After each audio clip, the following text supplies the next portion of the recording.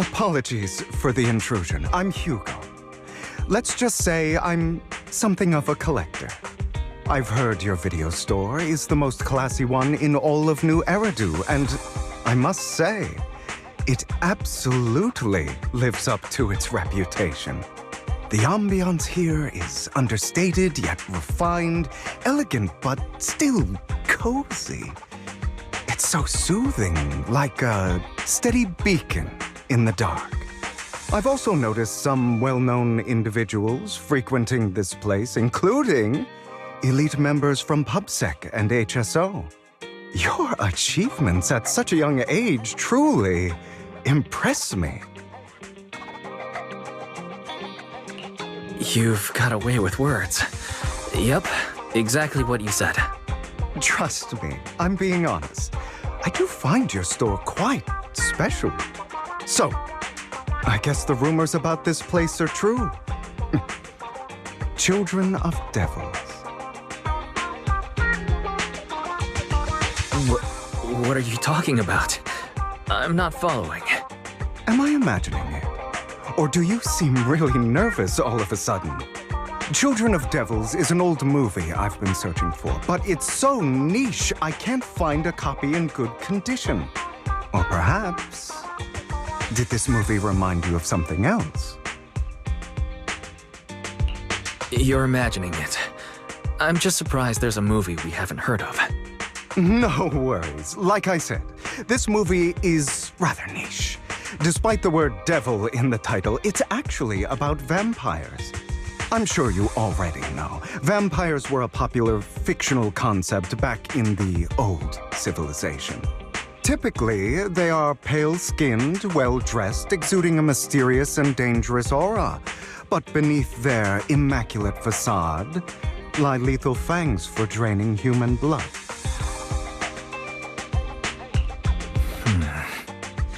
You kind of look like one. I'll take that as a compliment. Too bad vampires don't actually exist in New Eridu. Oh, and I don't feast on human blood. In fact, if anything, I'm hypoglycemic. Anyway, back to the movie. It's about a man who unwillingly turned into a vampire and after years of plotting, finally kills his evil father and ultimately dies in the process. So, it's a tragic story. I actually think the ending is pretty good.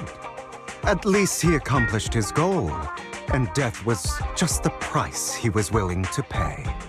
Well, it's a shame you don't have the videotape I'm looking for. I'll just grab a copy of every movie you currently have for rent.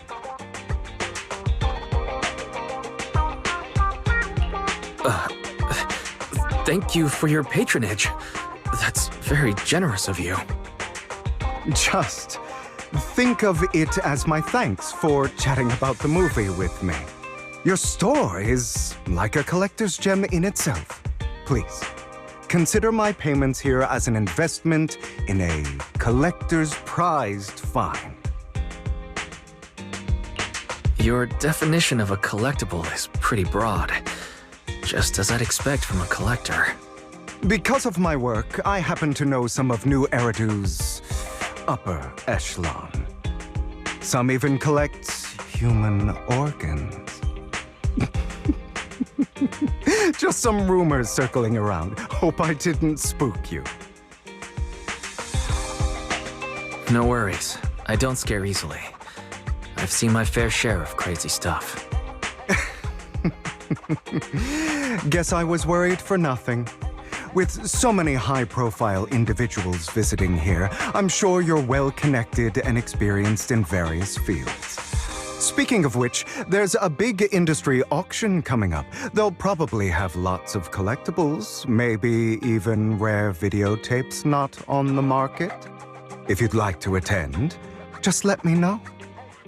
Oh, by the way, I saw a marketing event at Lumina Square. Looks like there's a raffle going on. Go check it out if you're interested. Maybe you'll stumble upon something exciting, especially at a place so close to the upper class. After all, there are always secrets hiding behind the light. Well, thanks for today. I'll take my leave for now. Until next time, my precious friends.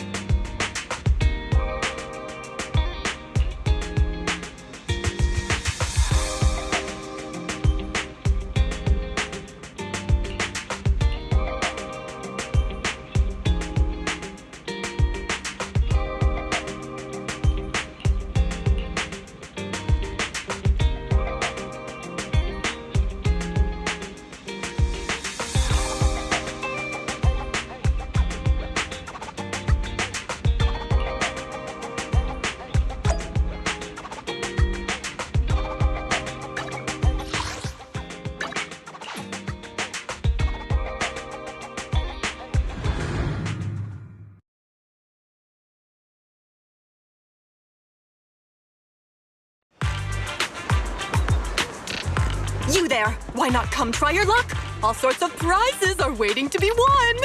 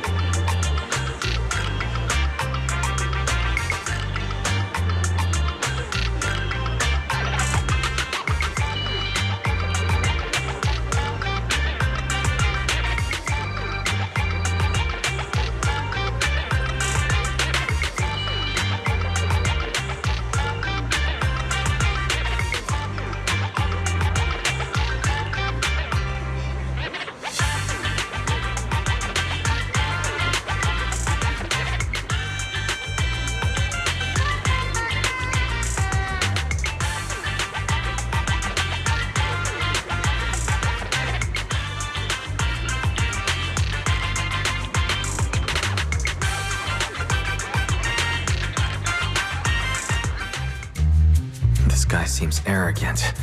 Maybe I should take a tougher approach with him. Quit the act. I've seen right through you. You may look harmless, but I know you have a secret identity. Your crafty skills have caused headaches for countless people. Not to mention, you're revered in your field. Everyone knows who you are. Your true identity is a member of the most infamous band of thieves in New Eridu, Mockingbird! You're right. I'm with Mockingbird. But that doesn't prove I stole from you, does it? Aha! You've admitted it yourself. I know you're joking, but it's probably unwise to validate an accusation like that. Get it. Clearly, you have no idea who I am. I'm Curtis Ravenlock. That's right, of the esteemed Ravenlock family from Tops. You'll face consequences for crossing me. You're an esteemed member of Tops. Why join a raffle with us regular folks? Offense is the best defense.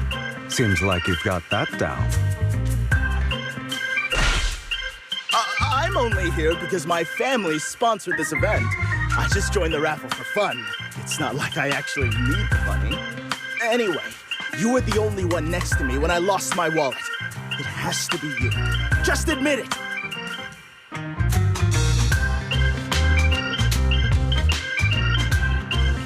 Listen, you can't just throw accusations around. You'll be held accountable for what you say. I did not steal your wallet. But if you insist that I did, let's go to PubSec together.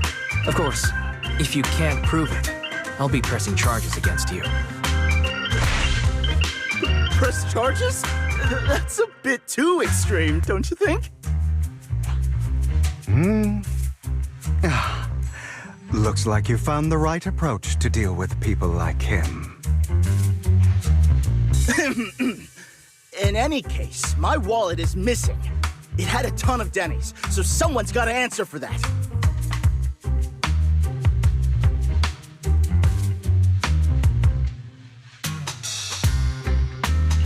No one's responsible for your wallet except you. Let's be real. You're just trying to shift the blame. You! No one's ever dared to speak to me like that before. Clearly, your accusation is baseless, Mr. Ravenlock. Your outfit, while elegant, shows unironed creases and noticeable signs of wear. You've likely worn it for a long time. Plus, the wet ink on your cuffs suggests that you rushed straight here from your workplace. Likely so you wouldn't miss today's raffle. All in all, it's clear you're not well off and quite careless. Chances are you lost your wallet yourself, and it probably didn't hold much cash. Is that why you jumped to accuse others? Hoping to leverage your family name to make a quick Denny? That's utter nonsense! Regardless, you owe this person an apology. Damn it! You'll regret this. Just you wait! I really hate it when innocent people are wrongfully accused. But it's all over now. I hope it didn't ruin your mood. Good thing you're here. Otherwise, that guy would have kept arguing forever. I didn't really do anything. You outsmarted him all on your own. It's a relief to see him get what he deserves. He should have known what would happen the moment he falsely accused you. People like that should have a taste of their own medicine. That sounds fair to me. Unfortunately, we don't usually see such fairness in our world, do we? That's why sometimes I don't mind resorting to unconventional methods to right the wrongs. You seem to be implying something. Don't tell me... A good movie never spoils its ending. But feel free to speculate. Anyway, it was nice running into you. Please, accept this raffle ticket to mark the occasion. May it keep you away from shady people and situations and bring you good fortune.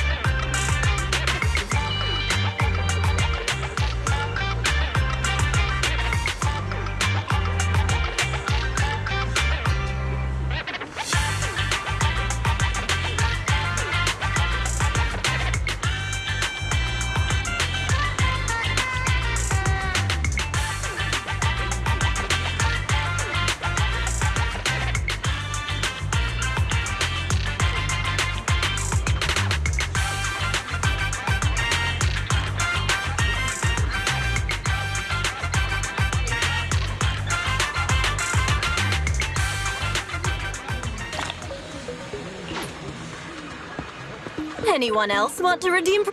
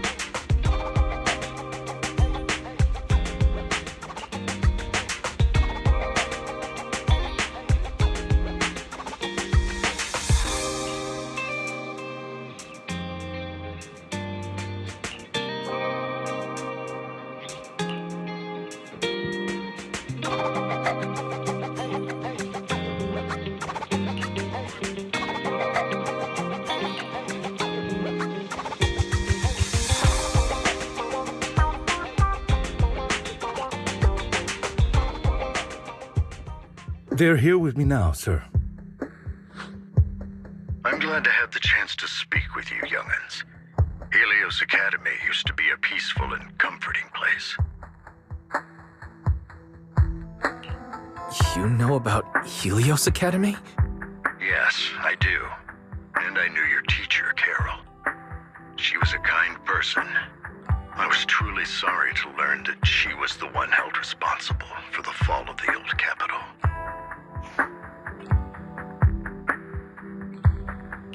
She was innocent. There must be something else behind it. I hope so too. It's just that the fall of the old capital still weighs heavily on us all. But I believe you just got caught up in all of this. I'm sorry for what you've been through over the years. It must be tough. One day, we'll find the evidence to clear her name. Then I sincerely wish you success. The real reason I reached out to you is to tell you something very important.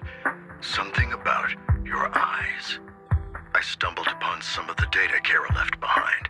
She spent much of her time studying ways to minimize the side effects of your eye implants. teacher. She was always looking out for us. Yes, which is why I believe this was her final wish. As her friend, I want to see it through. Simply put, your eye implants are directly linked to your brain, and their functionality depends on your body's limits.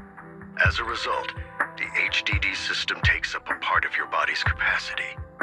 This leads to certain issues, the most notable being that it suppresses your innate ether aptitude. I brought in a team of specialists to analyze Carol's data samples, and after some effort, they created a plan to upgrade the HDD system.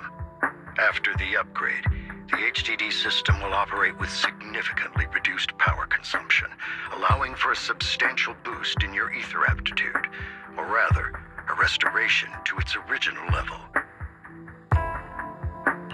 Do you mean that once the HDD upgrade is done, we'll be able to enter the hollows ourselves without EOS?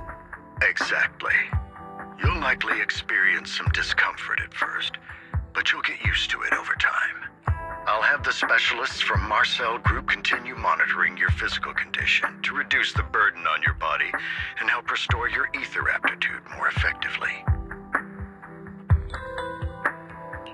Are you really giving us such advanced technology for free? Feels like there's gotta be some kind of catch. Besides, you must have known about us for a while, so why wait until now? I'm not asking for anything in return.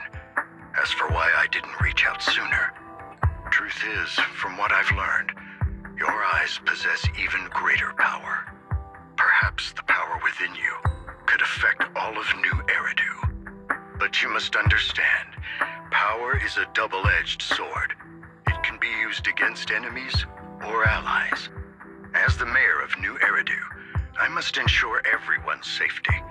So I hope you'll forgive my caution. I'd been observing you for some time. That said, I'm confident to say that everyone at Victoria Housekeeping speaks highly of you. Miss Bell and Mr. Wise are both kind and honorable individuals. I believe they'll use their power for the right cause. Yeah, they're both good people. Thank you for your kind words. Even though we have no idea what this power is. You're not just making it up to get our hopes up, are you? Of course not. It's just that I don't have much information right now. I'll let you know as soon as I do. Well then, I'll let Lycon assist you with upgrading the HDD system. Rest assured he'll guide you through everything. You should be able to follow him with your knowledge. If you would follow me.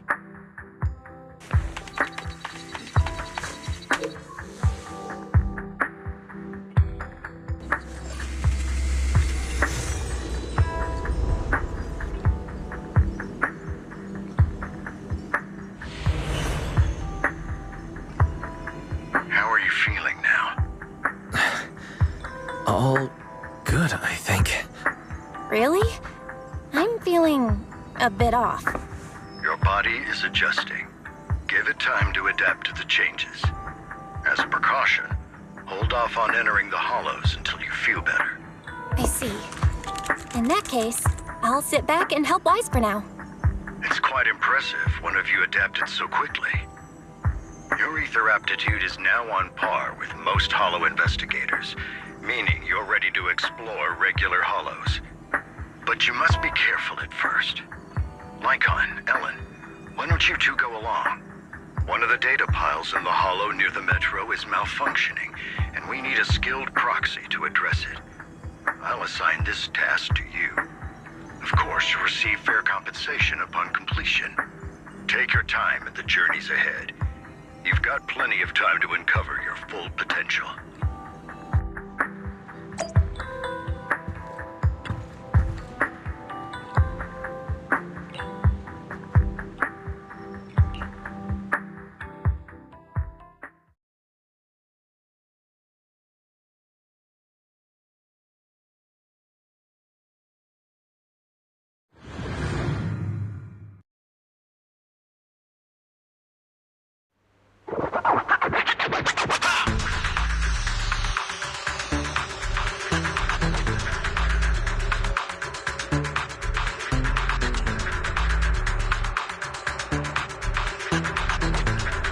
Master Proxy, the data pile that the mayor mentioned is in this direction.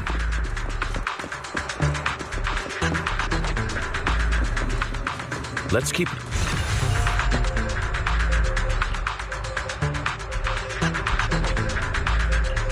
The data pile that the mayor mentioned is near that garage ahead.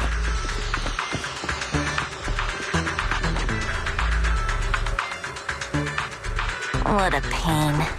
There's nowhere else to go. We'll have to move the train.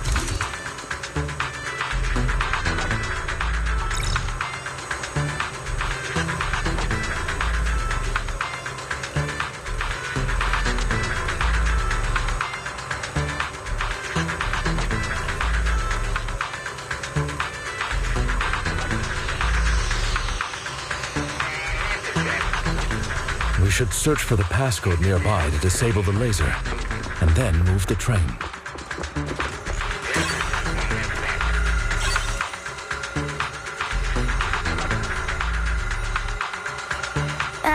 I get it now. We should be able to...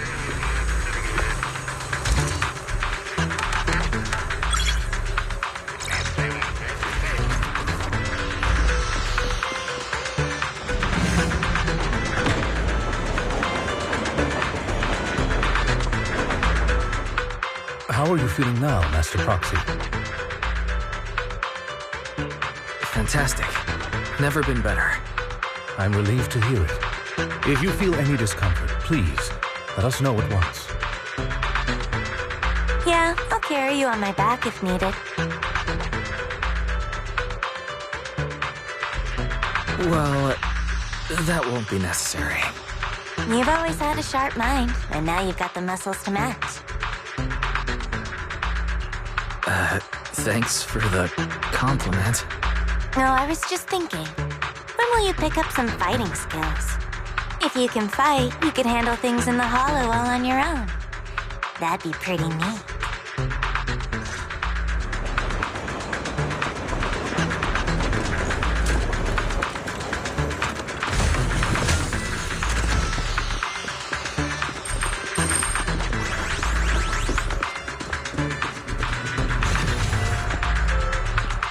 Master Proxy, the data pile is right up ahead.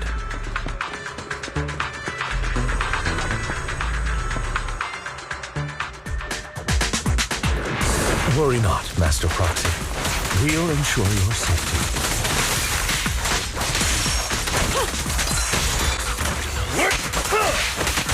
Thank you. Sorry. I still need you guys to protect me. Okay. Seems like I'll need to work harder. Understood. Roxy, you don't need to push yourself so hard. You're already pretty great. Just leave the rest to us.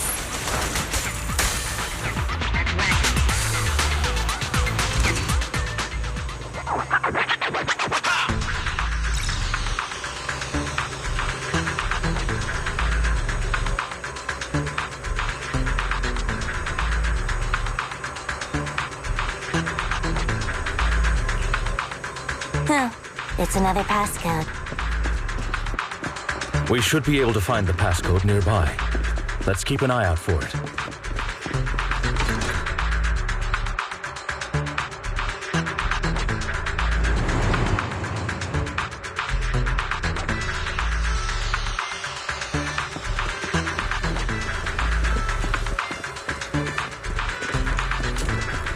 Maintaining the data piles in the hollows requires a proxy with the utmost professionalism.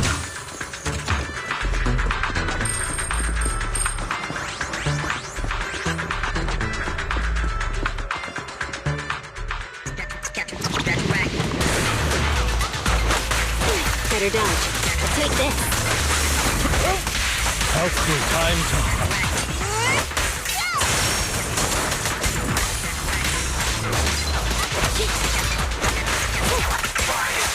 Get back!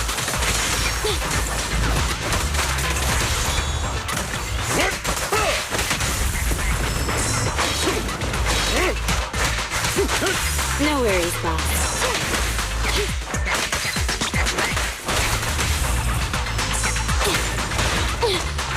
Take this.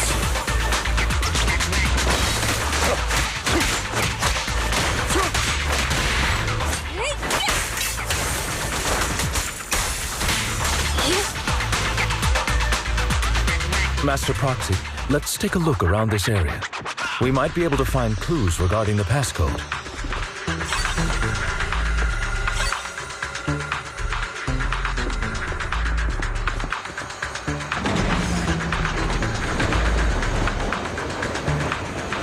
Proxy's moves seemed more fluid in that last battle.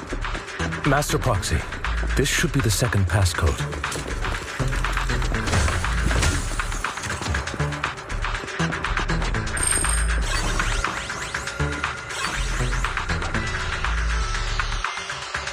Master Proxy, we've been in the Hollow for quite some time. How are you feeling? Zero! I feel fine. Nothing unusual, actually. Get lost! That's good to hear. After all, this is the first time you've entered a Hollow since the system upgrade. Best not to overdo it. Take this.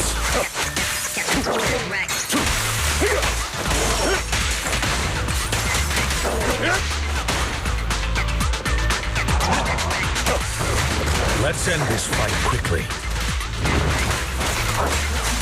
Take this.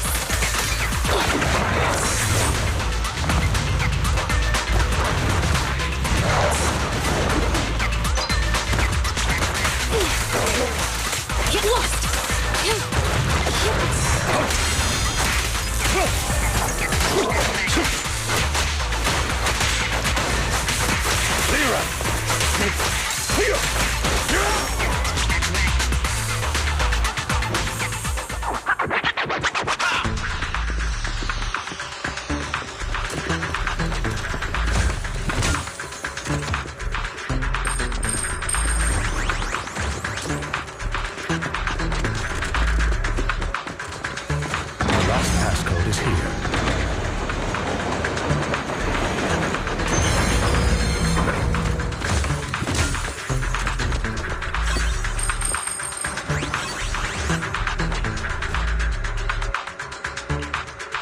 All right, that's all of them.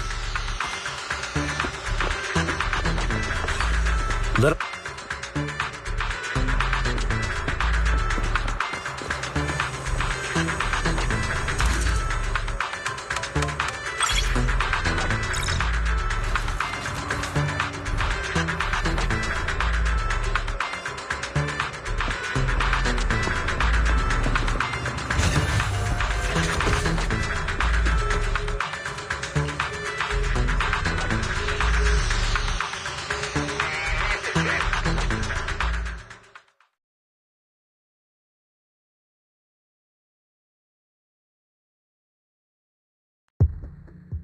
The mission was a success, sir. Master Phaeton's performance was outstanding. Excellent. You truly are exceptional. I'll be frank. I contacted you because I need your expertise for an important task. I'd like you to participate in an auction and help me secure an item up for bid. Hold on. Is it the same auction I heard about? The one with all the high-profile attendees? Yes, that's the one. I knew asking you was the right choice. Since you're aware of it, I'll get straight to the point. It's related to the sacrifice you encountered. Sacrifice? It's back? Remember the sacrifice you took down near the construction site? Public security did some research after retrieving it. It turns out it can maintain its form outside the Hollow and carries human genes. Within it, we extracted a mysterious core. This core possesses the same inexplicable power as the sacrifice, allowing it to exist without relying on ether. However, the core was recently stolen from the most secure lab in New Eridu. We suspect this is an inside job rather than an external theft. We searched extensively without success, until I saw the auction flyer. The core has been concealed within an auction item. So you want us to bid on it at the auction. But why us? The power of the sacrifice is highly volatile and destructive. We must keep it confidential, at least for now. And I, as mayor, am not suited to participate in the auction myself. Plus, I'm running checks on my inner circle due to the theft. Frankly, there aren't many people I can trust. Don't worry, the funds are covered, and Victoria Housekeeping will be assisting you. Of course, this hinges on one condition: your willingness to aid me. All right, we'll give it a shot. Thank you very much. I knew that I could rely on you. The only hurdle now is the invitation. It's exclusive to Tops, so obtaining one might take some time. I'll handle that promptly. I'll leave the rest in your capable hands. You seem a bit puzzled, Master Proxy. The relationship between the mayor and Tops seems rather delicate. You're quite perceptive. As you know, the roots of New Eridu's governance lie with the Mayflowers, while Tops is a conglomerate of companies. Power and profit often lay the foundation for conflicts, which is why securing invitations could be tricky for us. Things would be much easier if Tops weren't so involved. But worry not, Master Proxy. It may take some time, but we will overcome these obstacles. Now, if you've no further need of me, I'll take my leave. Have a good day.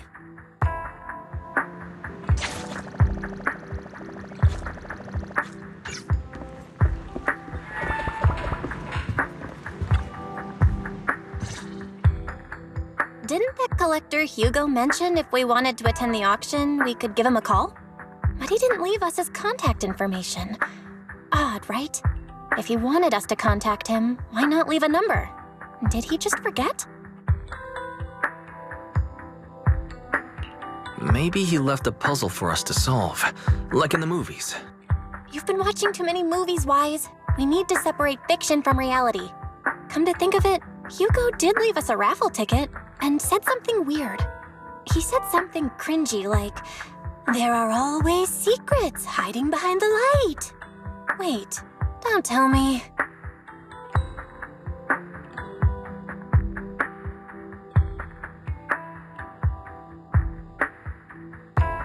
I get it now. This guy watches way too many detective movies. Anyway, let's try contacting him. Aha, it's you, the manager of my favorite video store. Glad you've cracked my little puzzle. I've been waiting for you to contact me. I was worried I might have left a bad impression.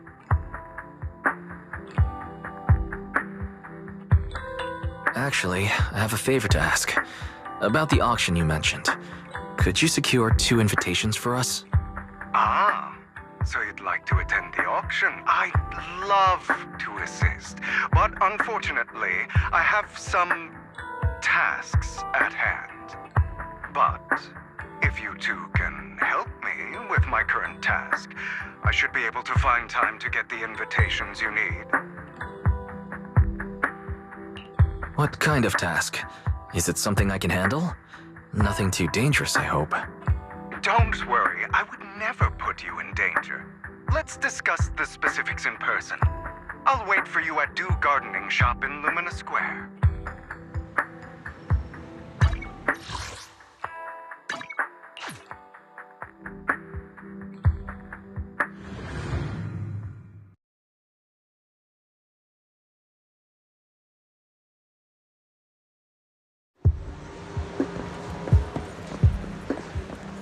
You've arrived, my friend. Punctual as always.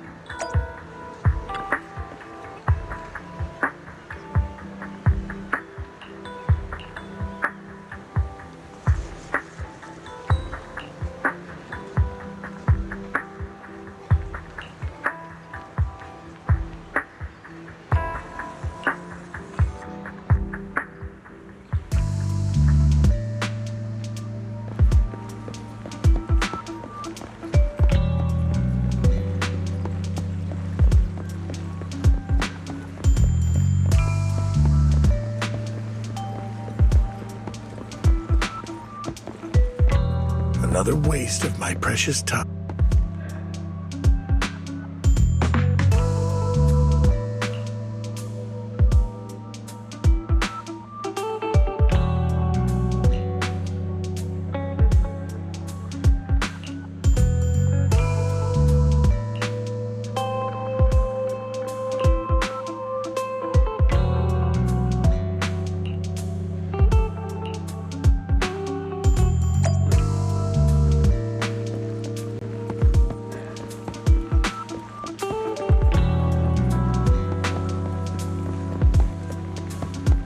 This time, I'll lead the family back to the top.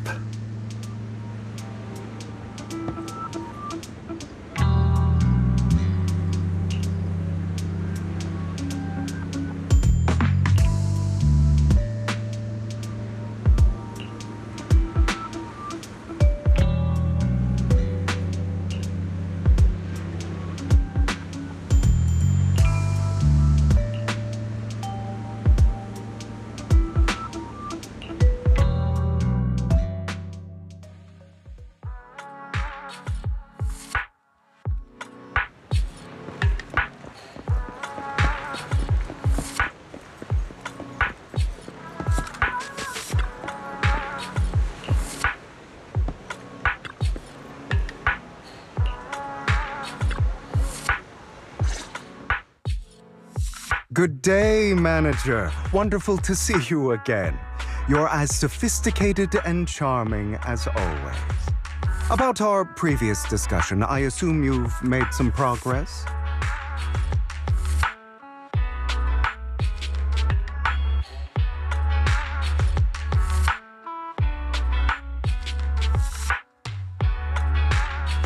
I see. Looks like it's more complicated than I thought. I appreciate your help. Here are the promised invitations for you. One was mine, but I won't be able to attend as I'll be occupied that day. I had to pull a few strings to secure these invitations, so please don't mention where they came from. Otherwise, someone might come hunt me down. Wait, seriously? Is the auction really that dangerous? Well, when you dance with sharks, you can't avoid risk. But I have faith in you, dear manager. I'm entrusting you with my life. Don't worry, my lips are sealed. And so are my sisters. I've been meaning to say, you're so close with your sibling. I'm kind of jealous. What's your view on family ties, manager?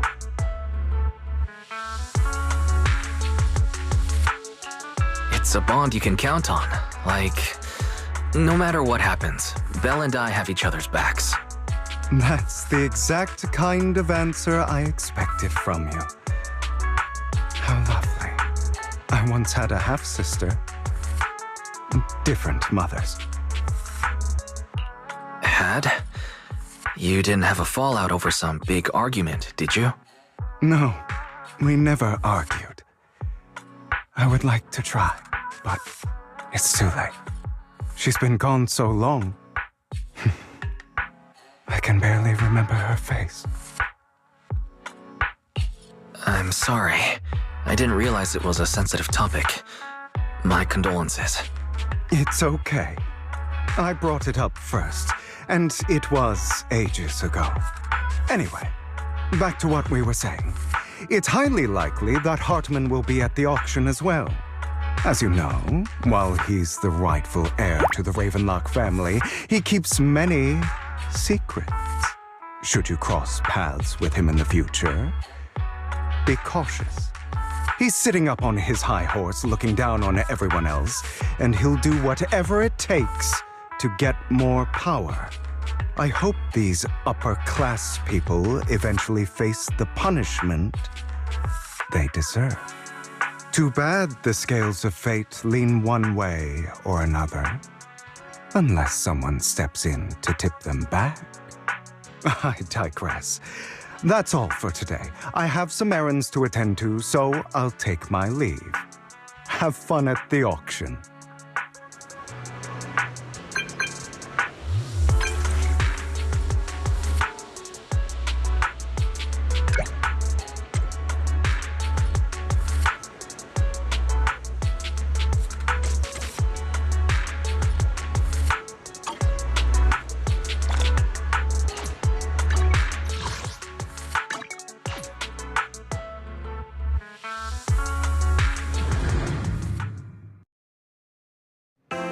It is a pleasure to see you again, Master Proxy.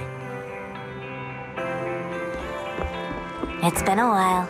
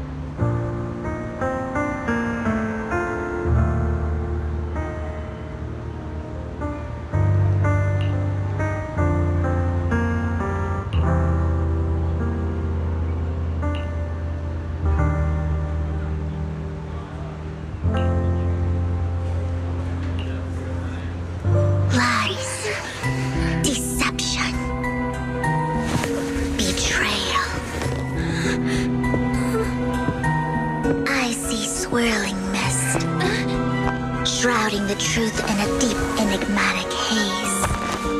Found you. Chosen one.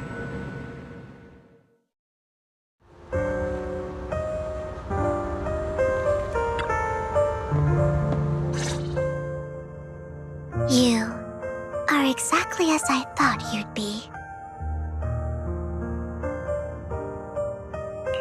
Chosen one? What's that? Sounds like something from a tacky novel that was popular a decade ago. Words can only convey so much, so it's understandable if what I say doesn't make sense to you now. But you'll know what I mean soon enough. Young lady, I know you might think I'm lying, but I'm telling the truth. That item was my late husband's keepsake, and I had to pawn it due to financial difficulties. But I can't bear to see it auctioned away to who knows where. I'd never be able to get it back. Please help me bid for it. There's a hidden flaw in that item. If you point it out during inspection, it will be withdrawn from the auction and returned to the pawn shop. That way you won't have to pay for it. In return, I'll offer you some compensation. It may not be much, but it's all I can manage. Please. Mom, please don't cry. Your story might be genuine, but your intention is not. Besides, this has nothing to do with me. Your misfortune is not my concern. Young lady, you don't look like you're struggling for money. How can you be so cold-hearted?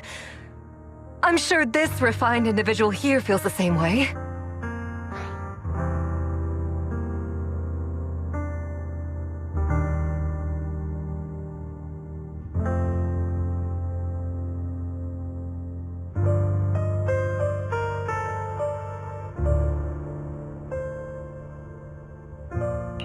Huh? Are you referring to me? Yes, you! If you're willing, could you please... The auction is about to start. I'm not sure how you gained entry, but I'm sure you don't want to be driven out with your daughter. And you? Here's a little piece of advice. Don't let your sympathy easily sway you in an auction like this. Otherwise, you might get swindled. I'm Vivian, by the way. Pleasure to meet you. Dear guests, the auction will begin shortly. Please make your way to the venue.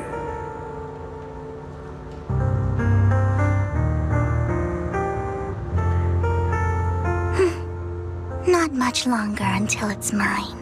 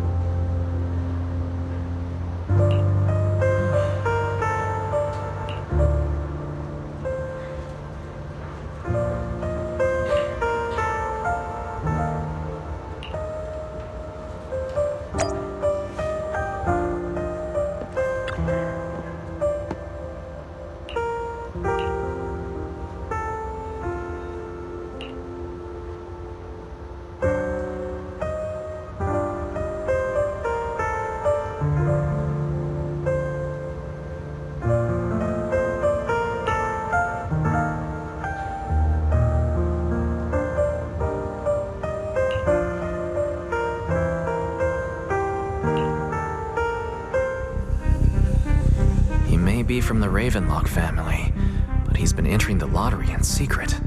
His financial situation might not be too great right now. Ugh, what rotten luck. I didn't expect to see you here. I won't back down this time.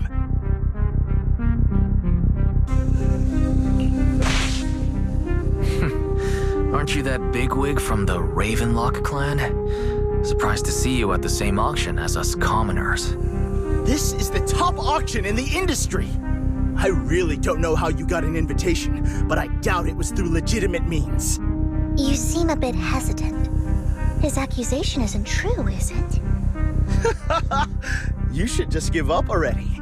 I'm dead set on getting this item.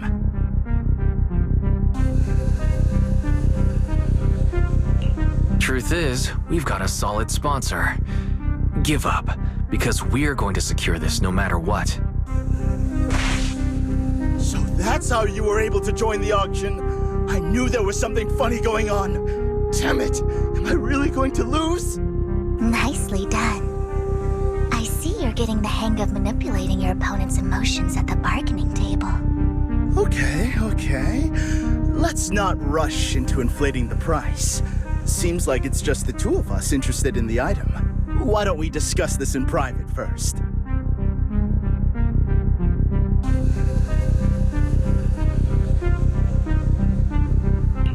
No matter what, I won't back down.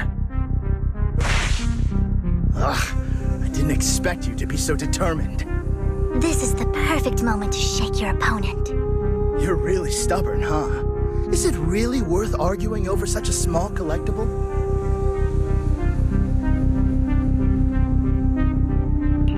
The current price seems a bit too high. Maybe we should raise it even more. Are you for real? I had no clue commoners were so wealthy these days. Fine, all right, I'm out. Well done. It stayed at a reasonable price.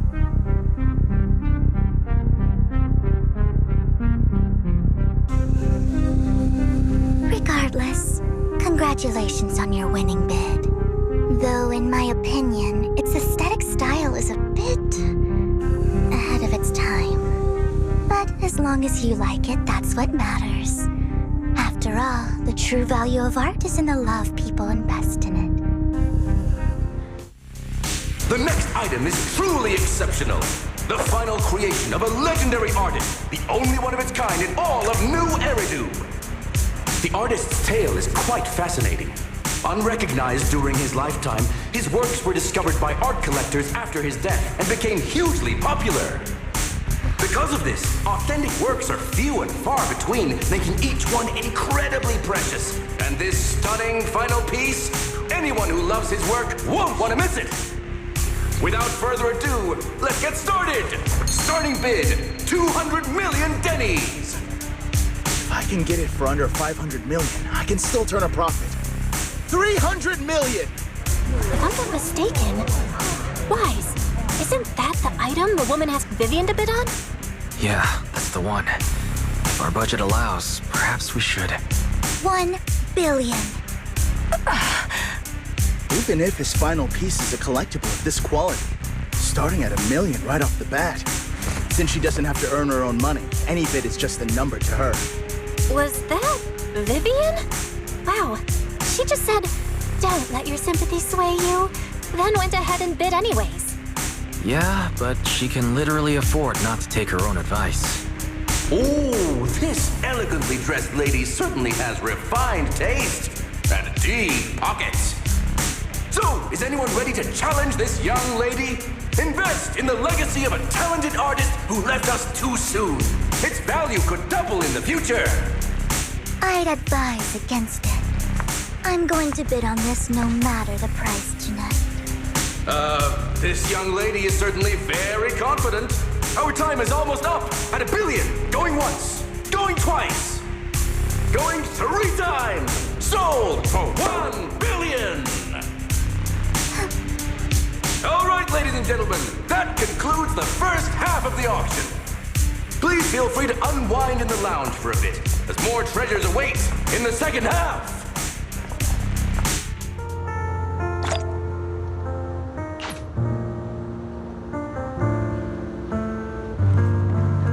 The coffee here is drinkable.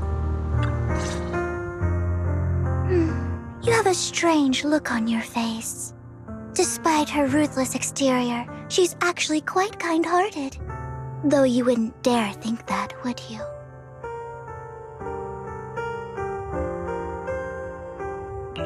How did you know? Looks like I hit the mark. Just to clarify, I didn't assist that woman out of kindness, nor do I plan on giving up the item I just purchased, because it's nothing more than a common scam. A scam? So you're saying that woman is a fraudster? They'll tell you a tragic story, begging you to help bid on a collectible at a high price. They promise a reward and guarantee the item will be withdrawn from the auction, so you think you won't have to pay anything. But the reality is, once you bid, the deal is done. No going back, and you end up shelling out a hefty sum for something worthless. So why did you still bid on the item? I really enjoyed the story of that legendary artist. Art, at its essence, sells stories, doesn't it? I'm willing to pay the price for the stories I choose. That's another lie. Looks like you believed me. I didn't really believe you. Let me give you another piece of advice.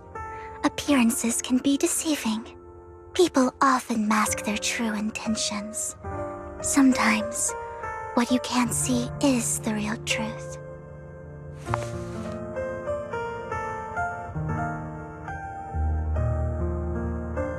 I hope next time you'll accept my invitation, and not that of these pretenders.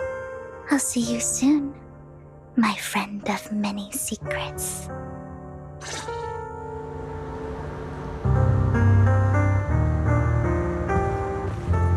The second half of the auction is about to begin. Please make your way to the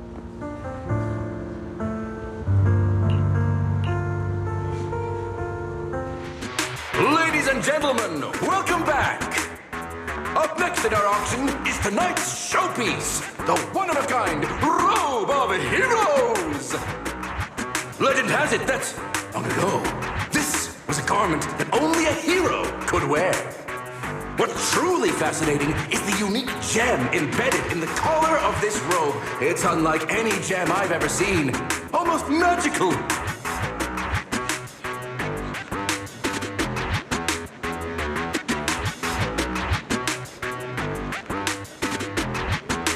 Wise, that gem's probably what we're looking for. Such an important item, yet it's just there on a piece of clothing, completely unprotected. How gaudy. This auction sure is busy. There's people of all sorts, whether they belong or not. Robe of Heroes. What a tacky name. Nonetheless, I'll secure it. In the name of the Ravenlock family. Yes, I see it. Seems authentic. Of course, I'll keep an eye on it.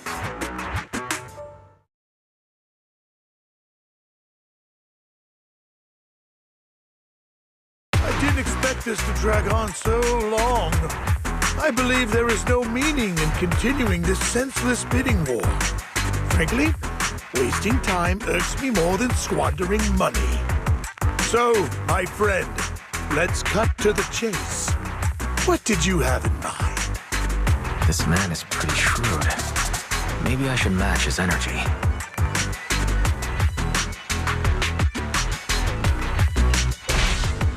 I simply want to become a hero. I see. You have a unique aspiration indeed. While this banter is amusing, Master Proxy, it's unlikely to resolve our current dilemma. There are more antiques in this auction than just the robe. Why rush into this? You might find something else you prefer.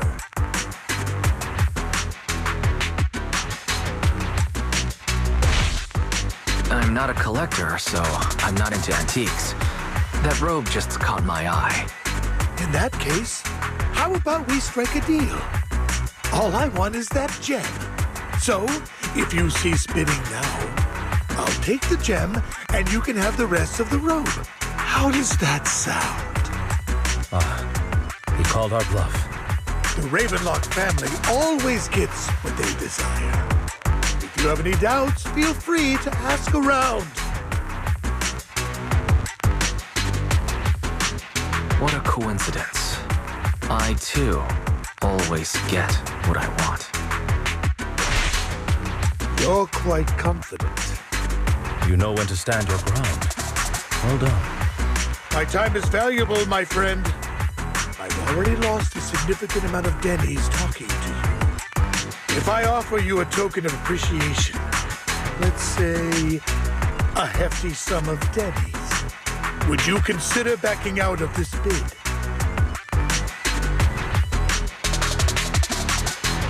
In that case, if I were to give you a hefty sum of Denny's, would you back down? I fear my price is beyond your means. It's been a while since someone dared speak to me like that. All right, since I can't sway you, we'll have to settle this with our financial power. But let me be clear. No matter how high it goes, I won't back down. Drat. Though the mayor gave us a substantial amount of Denny's, I have a feeling it won't be enough to win against someone with this amount of financial power.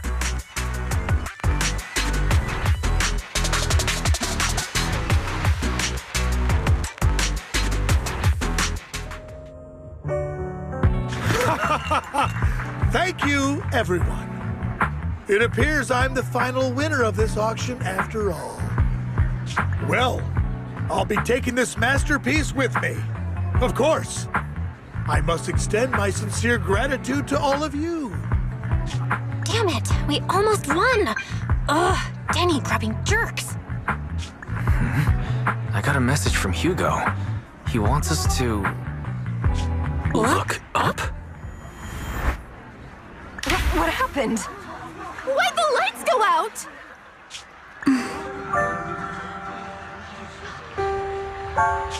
What's going on? The power went out? Mommy! I'm scared! Ladies and gentlemen, welcome to tonight's auction. My apologies for the long and dreary opening. Losers always have a lot to say. That guy looks familiar. Is that... What are you all standing around for? Someone deal with this intruder! How uncouth. I'm simply here to reclaim what's rightfully mine. You! When did you? Well then, tonight's show is coming to an end. I wish you all a lovely evening. Yours truly, Mockingbird. After him! Catch that thief or forget about getting paid tonight! He's... Forgive me, Master Proxy, but that... Mockingbird and I have... history. You might find it surprising, but I know him too. You do?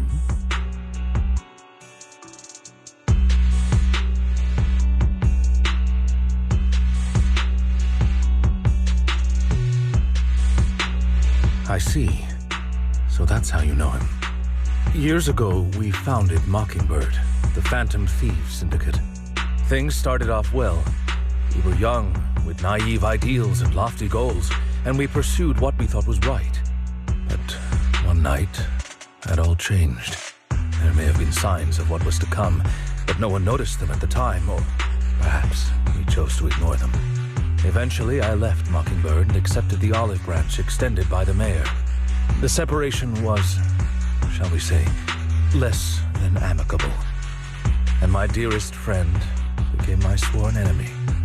Master Proxy, if I may ask, what do you think of Hugo?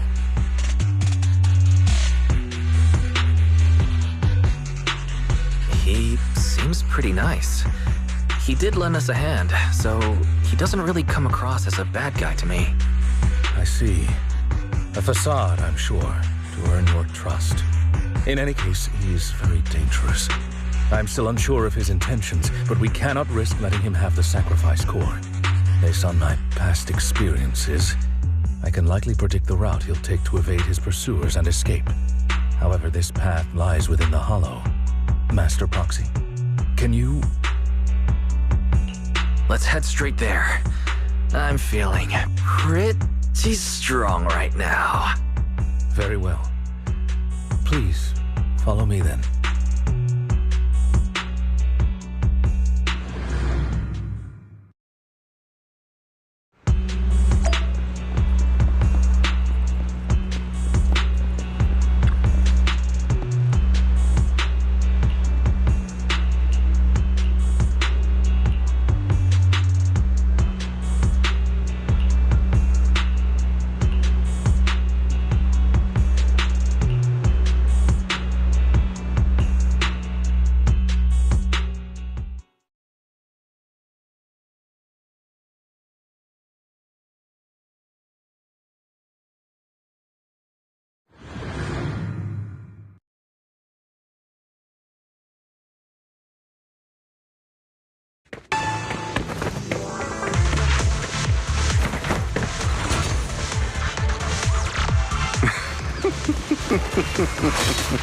As I thought, Hugo really is here.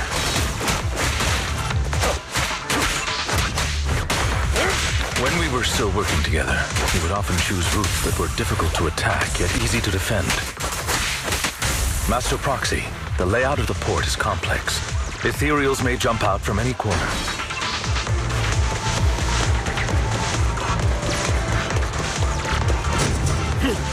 Do be extra careful. There are so many ethereals. They don't seem to be phasing him at all.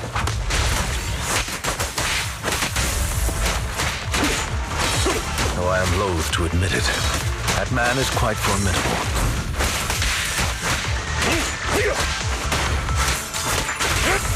You can always find him in the thick of things, be it in social functions or surrounded by ethereals.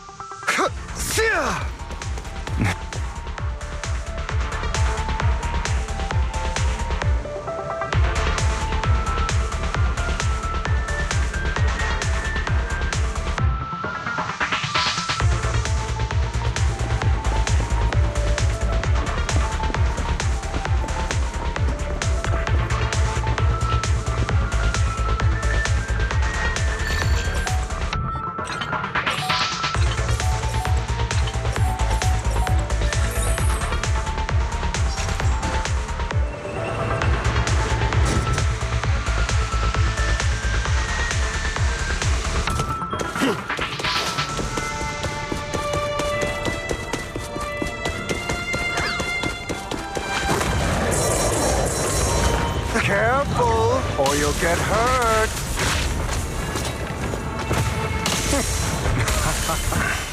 I'm not going to let you have your way.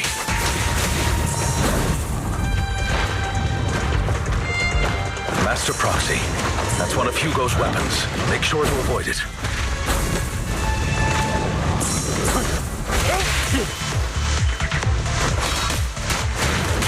It may look like a coin, but it's actually a dart. Take this.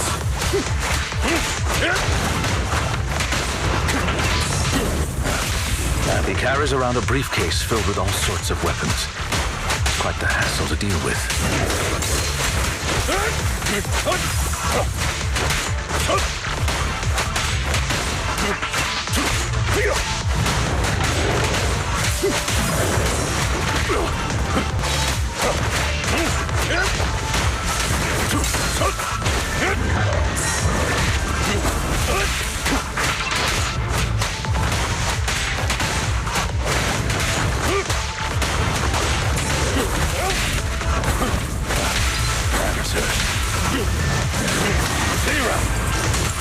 He's extremely familiar with this place.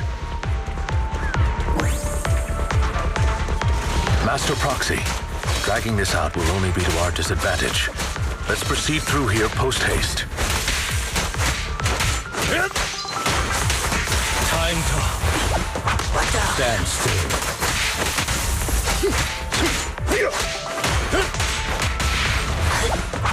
Stay calm now. The mechanism here isn't damaged. It's still functioning normally.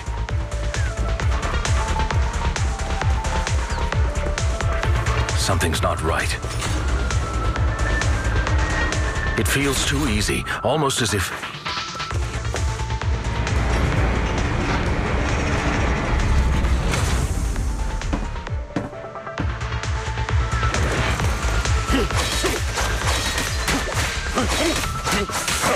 Take this. Stand still. What's the rush, my friends? We still have plenty of time.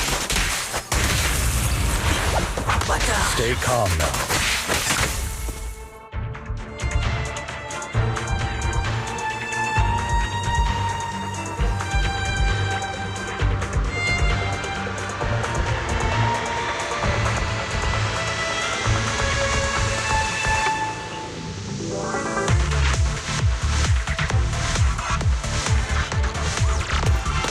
This must be the right way.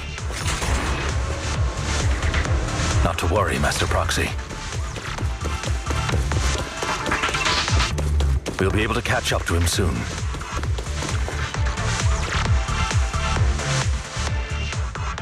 It should be this way. Are they from the auction? No, they shouldn't be able to track Hugo here.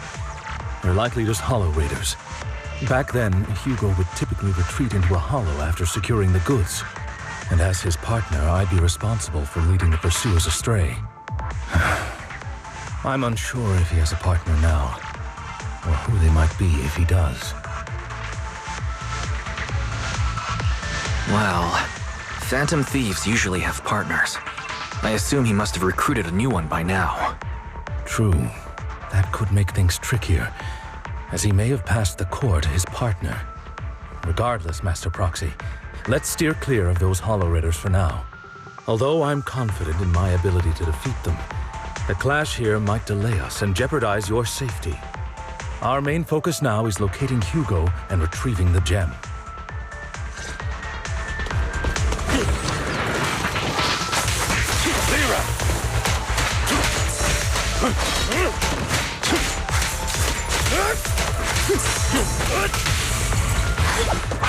Stand still.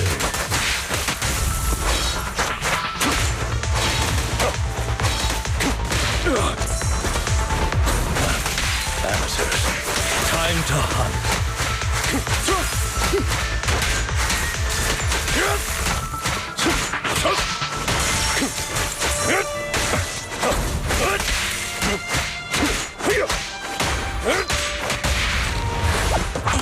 Stay calm now. He should be nearby.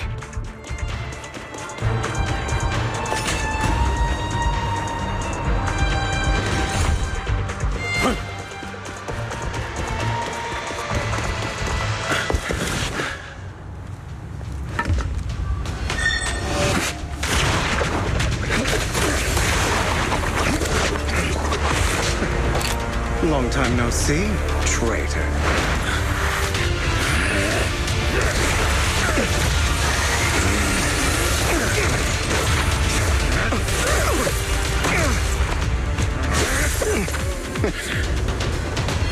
It was you who broke the oath, not me.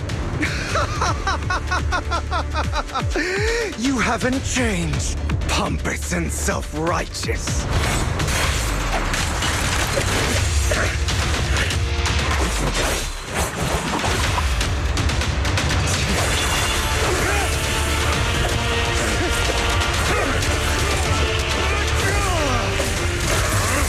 Beyond reason! Both of you, enough already!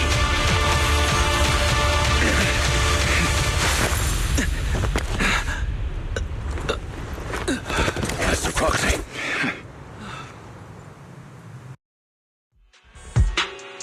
Are you all right, Master Proxy? Any injuries? I'm fine. I just forgot I wasn't using EOS. I thought your attacks would just go over my head. I'm not used to being this tall, I guess. Rest assured, Manager, my blade has always been steady. I'll never point my weapon at my allies, especially not you. As for that oaf, he has no sense of control in the heat of battle, even turning on his own comrades. I'd thank you not to spread lies. What? Are you denying it? I merely spoke the truth, didn't I?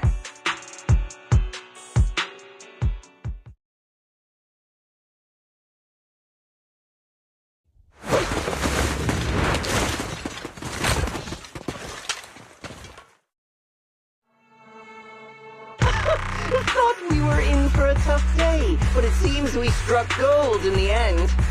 If you value your lives, you better hand over all your etheric resources and any other valuables you've got. I have no conflict with you, gentlemen. I'm here for personal reasons, not to mine ether resources. Cut the crap. It's been a rough day, and we need something to make it right. Whatever your business is, pay your dough or bite the dust. Pay our dough. This is the Hollow. You're not claiming this Hollow as your own, are you? Not even the current mayor of New Eridu would dare to make that assertion. Am I correct, Mr. Mayflower Watchdog? You sure have a mouth on you, pretty boy. Don't push it. We've buried idiots like you in the Hollow before, and soon you'll be joining them. I'd urge you to reconsider. Unfortunately, your kind advice has come too late. They've already worn my patience thin.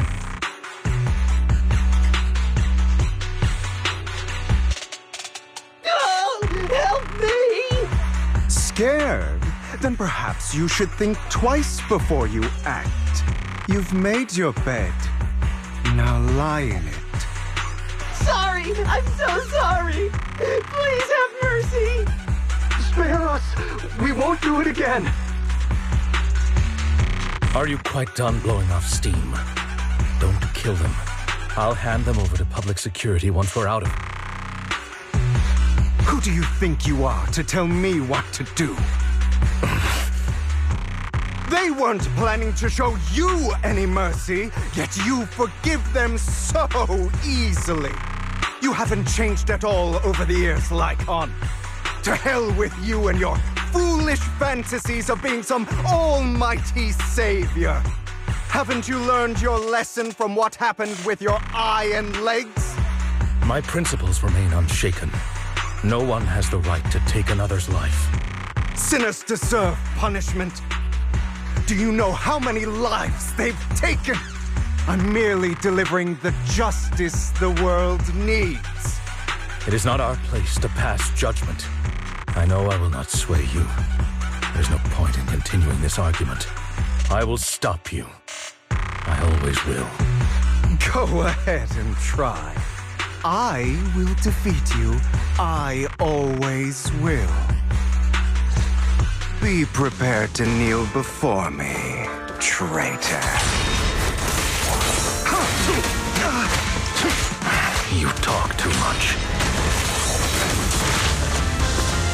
Trying to run, are we?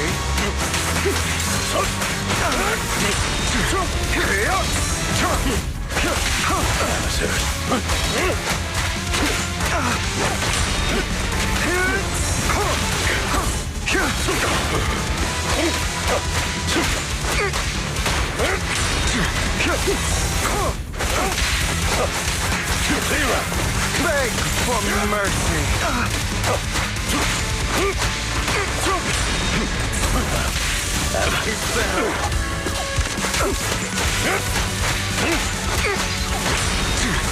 Take this.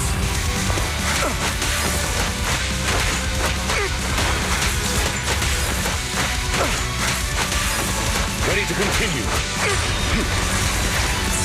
Out of my way. Proxy, I'd advise against trusting anyone from the Mayflower family. Or their dog. Is that all? How many bodies did the mayor step over in his ascent to power? Trying to run, are we?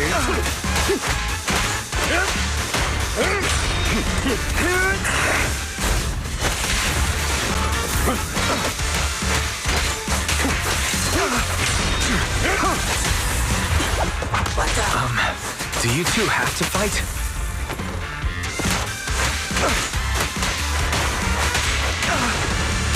My apologies, dear manager, but I'm itching to teach him a lesson.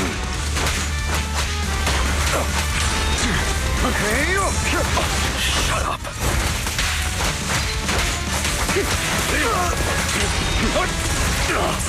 Is that all?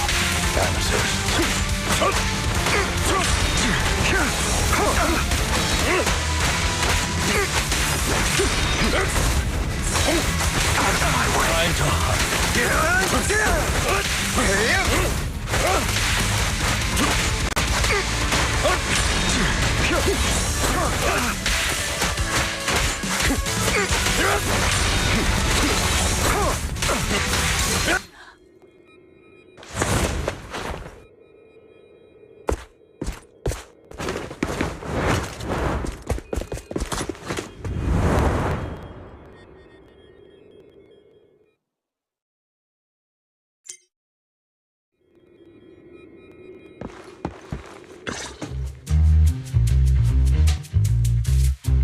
Worry not. Mastery of my skills will come in time. But there's something more important I would like to teach you. Something about faith. Does a phantom thief even need faith? Of course. What else would we fight for? For wealth, fame, and power to stand at the top so nothing and no one can imprison us. Isn't that what everyone desires?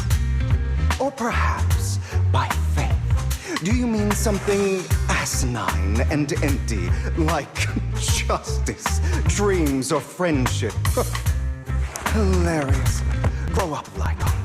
It's time to let go of your naive fantasies of being some almighty savior. You just don't get it. All right, enough squabbling. What I'm trying to teach you is very simple. I may not walk the path of justice, but I do not walk the path of evil. There's too much injustice in this world, and there are times when it becomes necessary to right those wrongs with unconventional methods. Taking lives, however, is out of the question. Life is a precious gift, one that nobody has the right to steal. No one should have the authority to judge whether another lives or dies. Keep that in mind. I will. You don't seem convinced, Hugo. As you mentioned, this world is unjust. That's why we must strive to bring fairness to this world. Those who cause harm should face consequences, just as those who take lives should. But not all lives hold the same value. Sometimes, you may need to eliminate one if it means saving more. You're too proud. Your pride may lead you astray. I have my own path and beliefs, Jack. I'll determine for myself what's fair and unfair. Hey, watch your mouth. If it weren't for Jack, you'd be dead already. You're a smart kid, Hugo. Skilled too. You could easily take the life of a sinner. However, what if one day you found out you were wrong? What if that so-called sinner were innocent? Could you bring them back to life? I wouldn't make that mistake. To err is human. Everyone is bound to make mistakes. It's good you are open with your thoughts. I just don't want your troubled past to weigh you down. Because your hatred doesn't define you. It only eats away at you.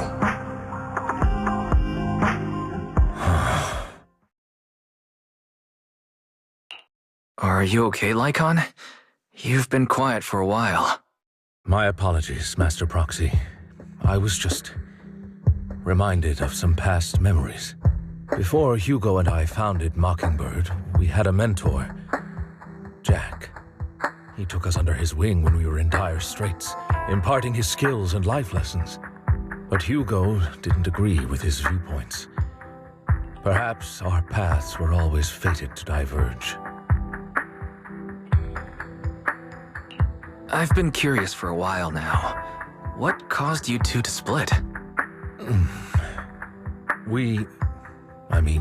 Mockingbird, faced numerous triumphs, but also setbacks. And one of them was a disastrous one. Hugo. You... Was this you? All this? So what if it was? Have you gone crazy? Have you been planning this all along? You'd bury all these lives in the name of vengeance? They deserve to die. Especially my so-called father. I should have killed him a long time ago. A really long time ago. You know what, Lycon? There's some people whose only purpose in life is to bring more suffering into this world. Sometimes murder is what brings justice back into this world. And for that, I must stain these hands in blood. Enough! I can't trust anything you say anymore. I'm leaving Mockingbird, now! Where are you going? Anywhere. Someone from the Mayflowers got in touch with me before. Are you mad? You know what those hypocrites in city administration are like. They're no different from tops. We fought them together all this time, and now you're leaving to serve as their lapdog. Are you going to turn your back on Mockingbird? Turn your back on me? The mayor is different from the others. But it doesn't matter. I'm not going to even try convincing you. As your friend, I'll give you one last piece of advice. Please, stop here. Otherwise, the day will come where your hatred and ambition will consume you.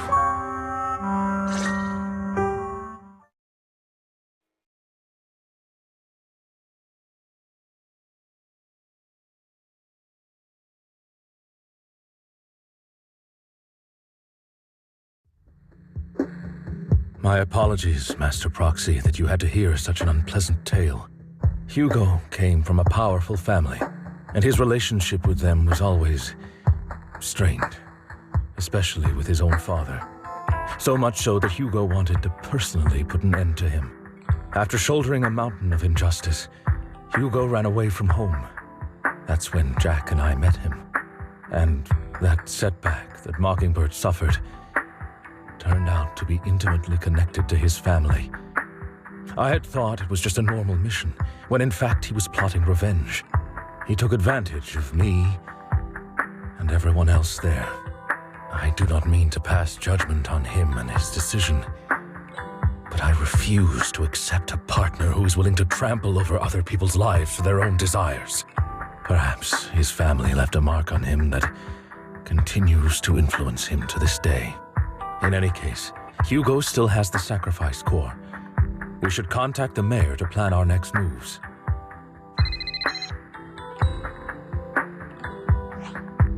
A pleasure to speak with you again. Lycon has already filled me in on Mockingbird stealing the sacrifice core. I'll deal with it. Anything else we can do to help? I mean, we didn't manage to complete our mission. No. You've done well. It's just not appropriate for you to get involved in what's to come. We've been through far more dangerous situations. Plus, we've dealt with Mr. Mockingbird before, so maybe we could help you. Really, I appreciate your kindness. It's just... Very well. Seeing as you're all people I know I can trust, I'm going to be frank. Not long ago, I received a letter declaring criminal intent. Sir. Lycon, I know you don't want to place them in danger. I feel the same way. However, I believe they deserve to know the truth. That letter threatened to use a sacrifice to take vengeance against the entire city of New Eridu. What do you mean by vengeance? I believe the person, or the organization, who sent the letter is planning to use the sacrifice to mount a large-scale attack against the city. Everything we've uncovered so far seems to support this hypothesis. As you know, the sacrifice's true power is a mystery and cannot be controlled if anyone attempts to use it as a weapon. This is no small issue. If this gets out, it'll send the public into a panic. Please promise me you'll keep things confidential. Then let us help out. We can do our part too. But it's like I said before, it'll be too dangerous for you. Whichever way you look at it, you're still citizens of New Eridu, and as mayor, it's my duty to protect you. Plus, Carol would be furious with me if I put you in danger. If she were still around. Anyway, I'm not at liberty to discuss this matter any further. Please rest assured that we will handle things properly as the administrative authority of New Eridu. That's right. Master Proxy, please trust us. So that'll be all for today. Goodbye for now.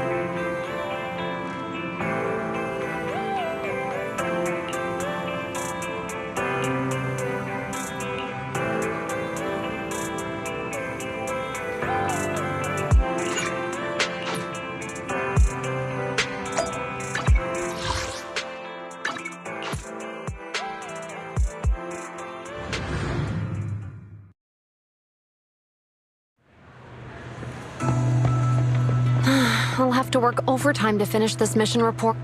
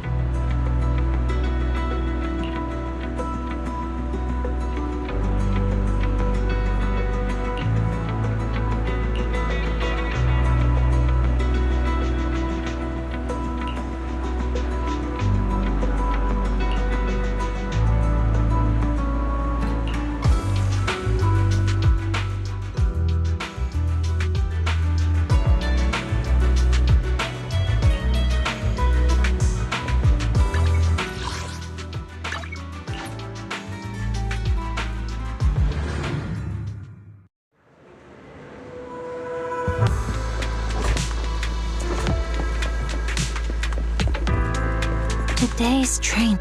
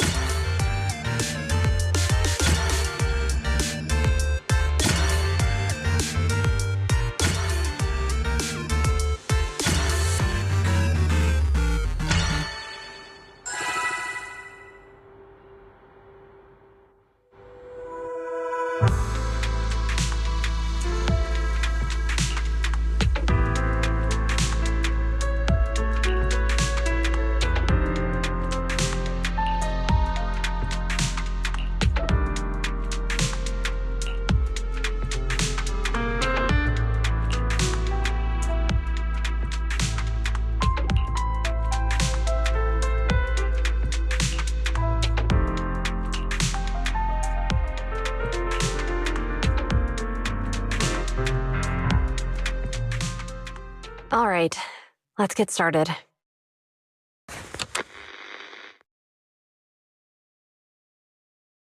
I'm probably not getting out of this hollow, but at least this tape recorder still works.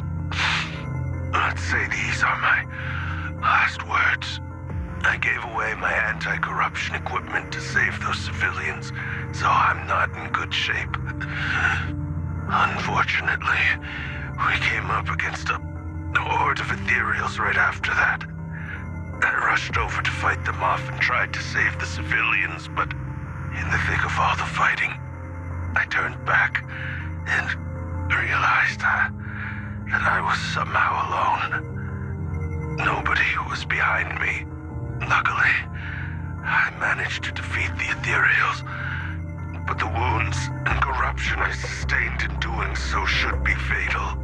I don't mean to cast the blame at all here, and if any of my colleagues ever pick up this cassette, I hope that nobody is ever held accountable. It's just human nature. It's normal. I just have a few regrets. Oh, what's that over there?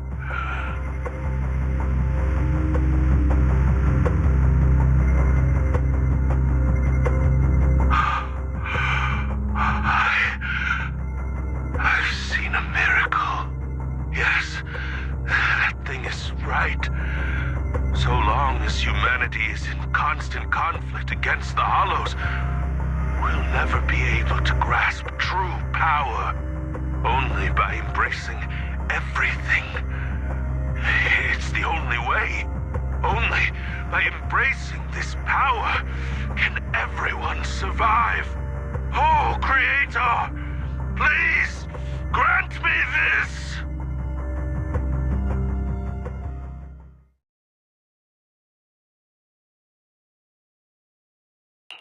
Are you okay, Julian? Don't be so down. Thanks. I'm okay. It's just, even though we had our suspicions, now that everything is out in the open, I can't help but feel a little... Well, at least now I know the reason why he changed. What did Bringer see during the recording? Whatever it was, he called it a miracle. I saw the mission report from that incident. Bringer emerged from the Hollow unscathed, completely free from injury or corruption. Plus, I remember him rescuing a few civilians and walking out of the Hollow together with them. But if that's the case, then it's at odds with the audio we heard. Which one is the true version of events? It's possible that both are true. Like if Bringer actually met a real god that completely healed his body and helped him save the others. And that's why his mood changed so much. Why he started believing the Exaltists. Because he witnessed a miracle. That sounds like a reasonable speculation at this point. But it still exceeds the limits of what we know. In any case, it's a clue that ultimately points to the Exaltists. I'll keep pulling this thread and see where it leads.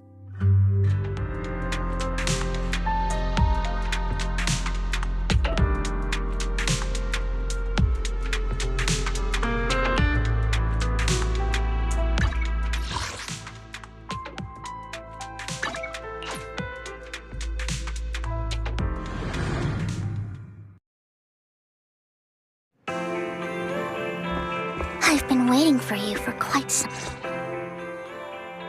We meet again, Master Proxy. I imagine you've already managed to gain some info from the conspirators. About some people who wish to use sacrifice to launch an attack on New Eridu. So you know about that? I only just found out myself. Because I've been watching you this entire time. I know many things. But unlike those hypocrites, I'm willing to share info with you to show my sincere hopes of working together. I need to find Bringer's belongings. Bringer's belongings? Did he even leave anything behind? Oh, he did. I have complete confidence in my intelligence network. all the more reason for you to work with me. You've probably already guessed, but what Bringer left behind will be crucial for cracking the alleged sacrifice attack. Find it, and we'll finally know what they are after. Who do you mean by they? The Exaltists, of course. They're always lurking whenever something related to sacrifice comes up. Actually, the Exaltists and I, we have a bit of shared history. But no more than that until you officially agree to work with me. All right, I agree to work with you. Splendid. I like people who don't mess around. By the way, might I ask, you're not proficient at in-hollow combat, are you? Well, you know, I'm a proxy after all. As I expected. Not to worry. You're an invaluable proxy. All I require is for you to guide me. I mean, not even my darling Lord Phaethon can fight in the hollows. Hang on. What did you just say? Your darling Lord Phaethon?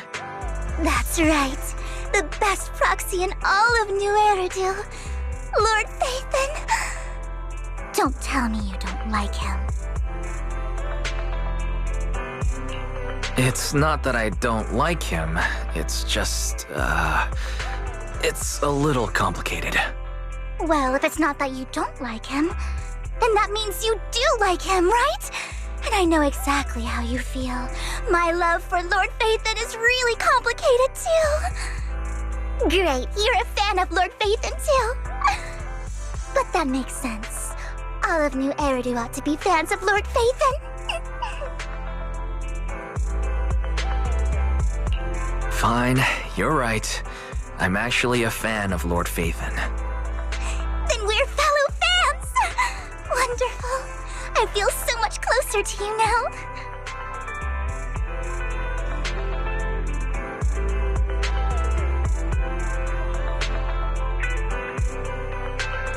Oh my! Once I start talking about Lord Phaethon, I just can't help myself. Look at the time. I suppose that's all for today, then. I'll be in touch with more news.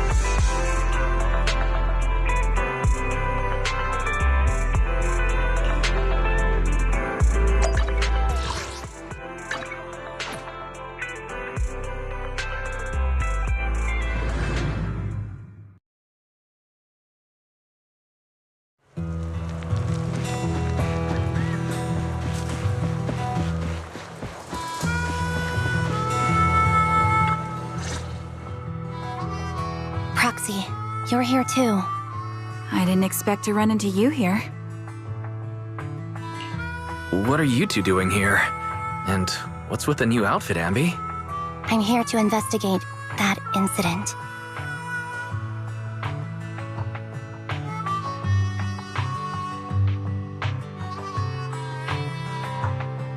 I've recently dug up some clues about the person behind the operation. but my key contact is ultra cautious and keeps demanding me to prove my identity. So, to gain her trust, I decided to meet her dressed like this. Now that everything is completely finished, this uniform doesn't really represent anything in particular. For me, it's just another outfit now. We all have to move on someday. I'm helping her. I want to make sure whoever's behind all this is caught. And who's this young lady? This is my friend, Vivian. We're here investigating a few things ourselves. Ambi, one of the Cunning Hair's most powerful members. And Trigger, an Opal Squad sniper. It's an honor to make your acquaintance. You know us? Looks like someone's done our homework. Is it because of the proxy? You two are practically celebrities. And because of my work, I've got loads of info when it comes to anyone with a name around New Eridu. I see. Seems you're handling your work well. Let's prepare to enter the Hollow. Unless you have any further questions, we'll be taking our leave now. You're going into a Hollow? Proxy, you plan on going in like that? Yeah, that's right. I've recovered quite a bit lately, so I don't need any protective equipment in the hollows.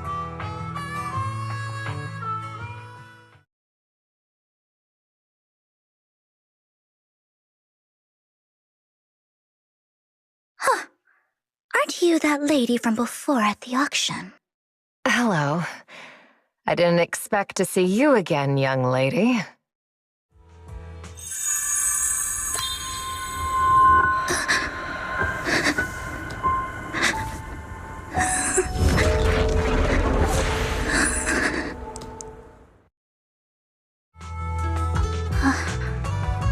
Vivian, are you alright? You look depressed. What's wrong, Vivian? Are you feeling all right? It's nothing. I just drifted off for a moment there. So then, what are you doing here? Don't worry. I'm not here to scam you. I'm waiting to meet someone. Don't tell me. You're my contact for intel? That's me. Ambi from Silver Squad, I presume? Pleasure to meet you. All right. I'm going to exchange some information with Miss Ambi here. So if you'll excuse me.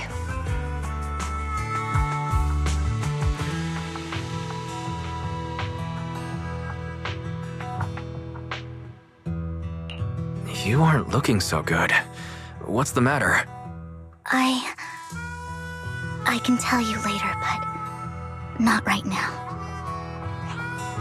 Okay, that's all the information I got for you. In return, I want you to do something for me. Take me into the Hollow. I left something very valuable inside. I have to find it. Seeing as we were just about to go in ourselves, why not join us? It's fine by me. But didn't you say you were investigating something? It's fine. There's no rush. Right, Master Proxy.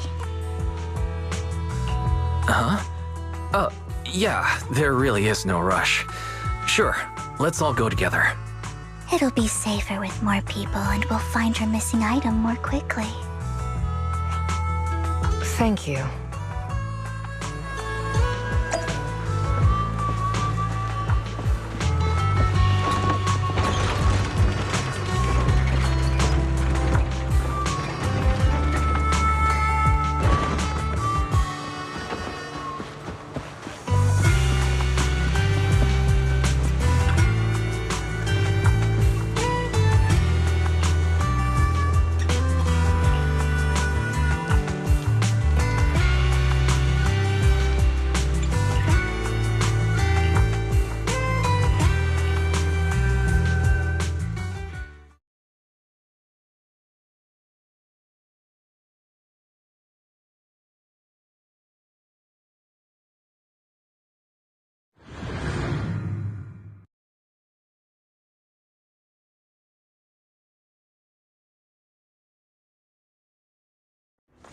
So, what is it that you all plan to do here?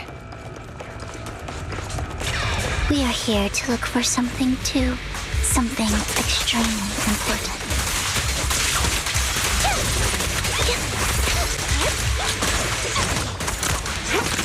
New Eridu's future may well depend on it.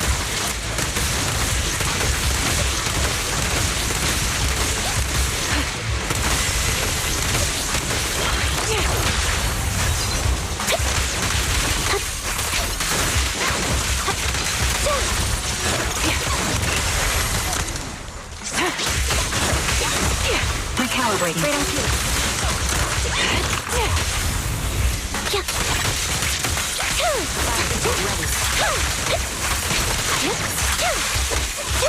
Off balance.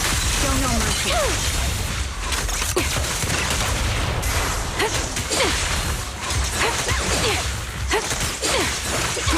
Adjusting for wind.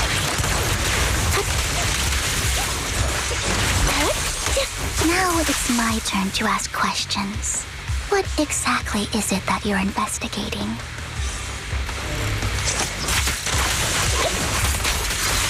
Since you're familiar with the name Silver, then you should know that it shouldn't exist anymore.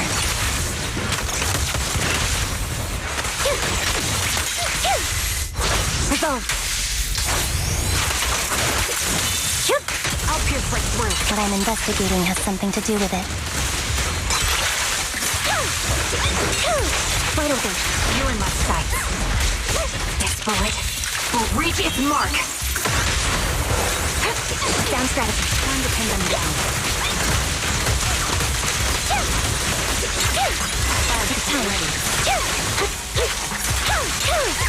Roxy, let's use that fissure to head to the next location. Save your strength, Andy. Ether we can activate.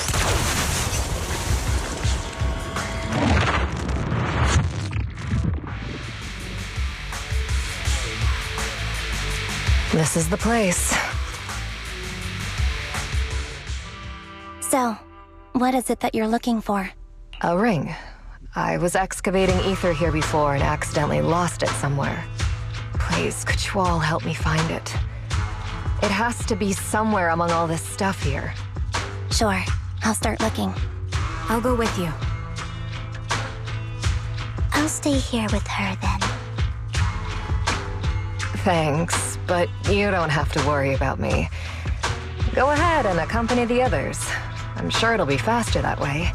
I know it might sound strange, but I'll be so happy if my daughter grows up to be capable like you.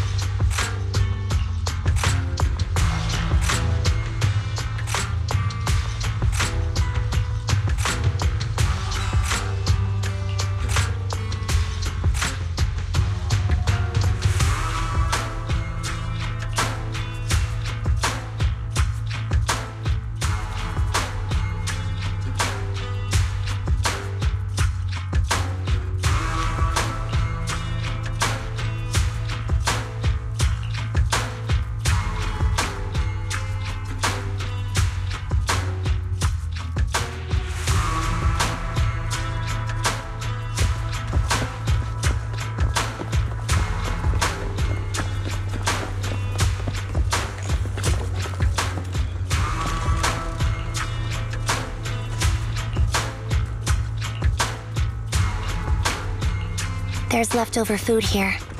I don't want to imagine what's inside the bag.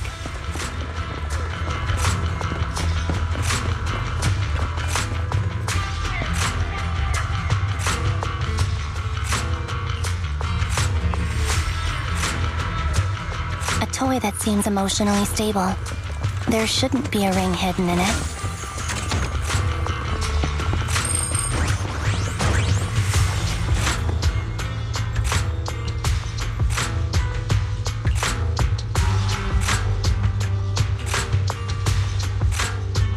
It's a fancy lunchbox?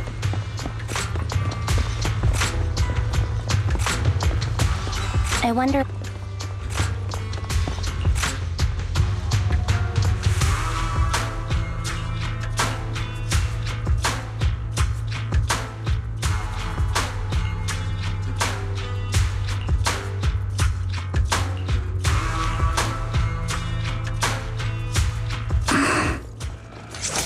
What's wrong, Vivian? You've seemed worried for a while now.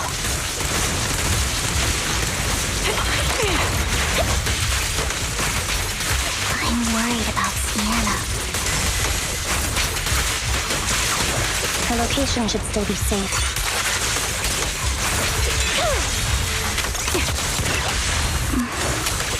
I hope so.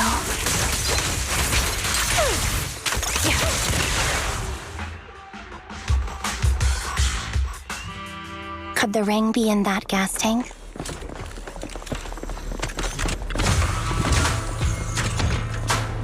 Good thing this gas tank is empty.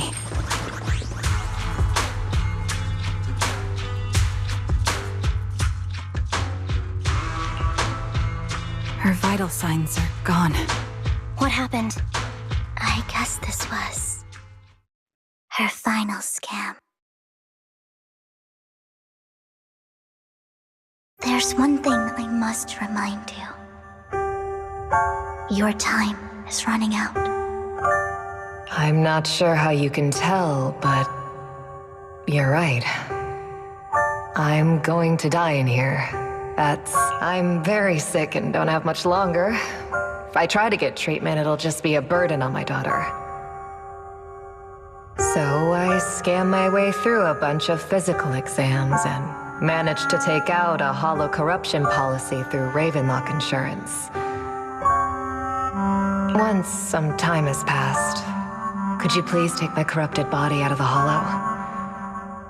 That will secure a generous compensation package for my daughter.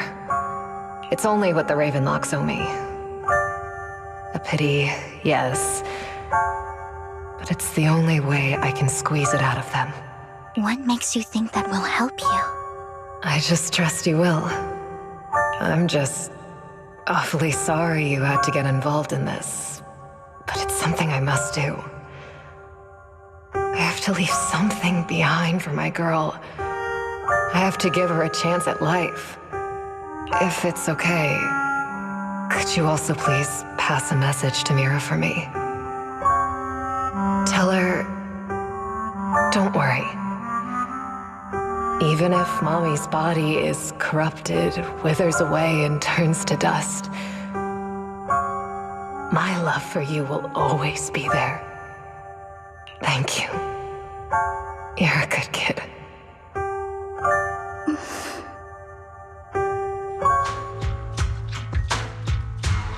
She was betting that we'd help her. So, you were aware of this the whole time? Yes. Because I saw it.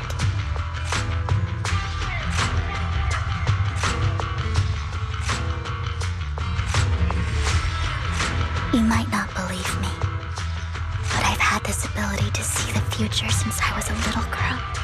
But the things I see are always something bad. Plagues, deaths, disasters. That's all I've ever been able to see. It's all that kid's fault! She's seriously jinxed. I always try to avoid her. Otherwise, she'll say something rotten that ends up coming true again. Prophecies, she says. Like she's not the one bringing the bad luck upon us. It wasn't me. I didn't do anything. Sorry. I'm sorry. What good is saying you're sorry? Things like this keep happening every time you open your mouth! How unlucky. She shouldn't be here. Nobody wants her around. If only she would just disappear. just wanted to warn you all. I'm sorry.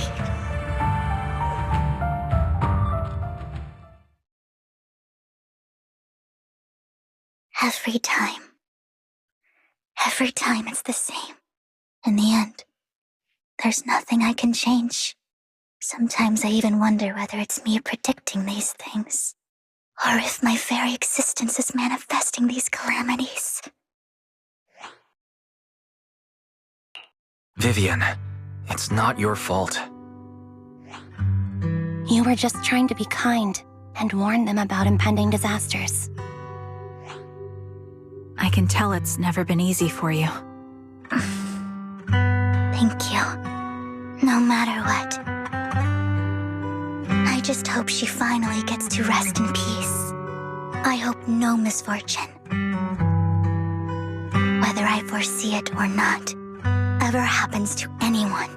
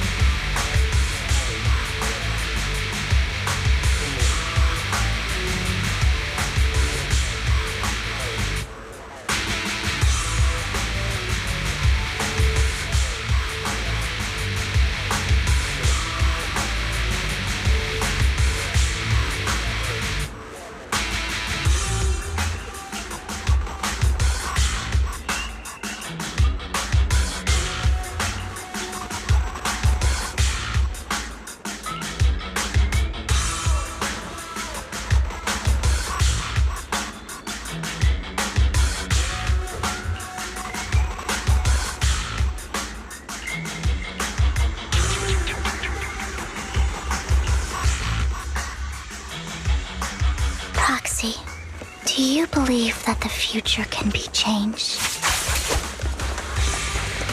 In my memories, this has happened countless times already.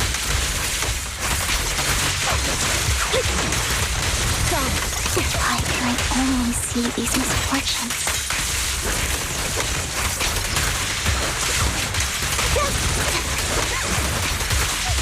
Why can't I even have a sliver of happiness?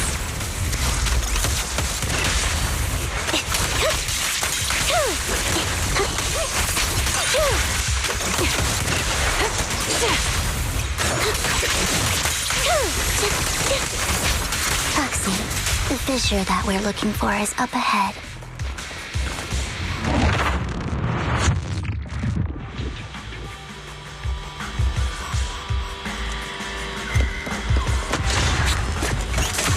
Copy. Adjusting for wind. Copy.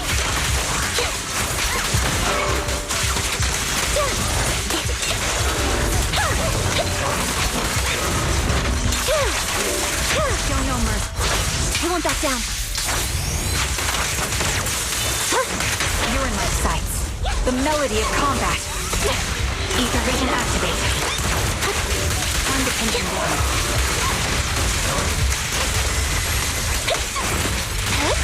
The target's weary. Sniper's Creed. One shot, one kill. Downside. Supporting position. Move behind me. Got you covered. Adjusting for wind. Quick shot. Increase firepower.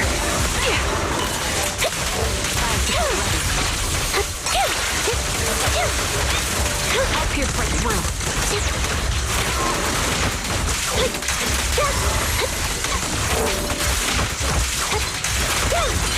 Wide open. You're in my sight.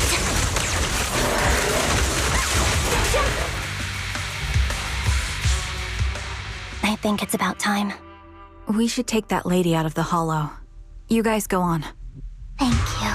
She gave us the intel we needed, so this is the least we could do. I hope everything else goes well for you.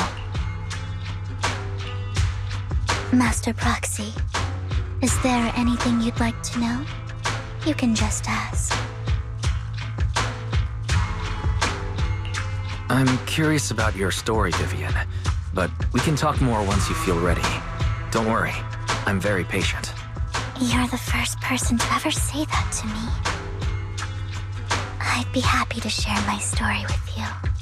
These premonitions I see are not within my control, and they always come to me in a flash, like a flood of images in my mind. Most of the time, I see death, disease, accidents, and disasters. Of course, there are also some non-fatal mutilations. But every time, without exception, they end up happening. And I can never prevent or change. That's all I have to say about it. If that offends Master Proxy and you don't want to hang out with me anymore, then I can understand. Why would I be offended? That's just who you are, Vivian. Besides, we're friends. I've always considered this ability as a curse. It's not a curse. Actually, I think you've been given a gift. Thank you. Really? Well, it's getting late. Bringer's belongings ought to be around here somewhere. Let's take a closer look. According to the previous clues, what Bringer left behind is hidden inside a vending machine.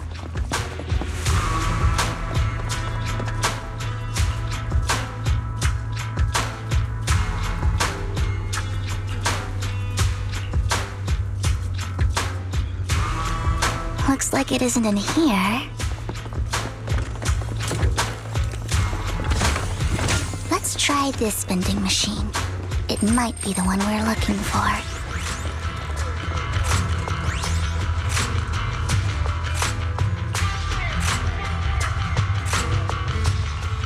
Strange, there's nothing in here.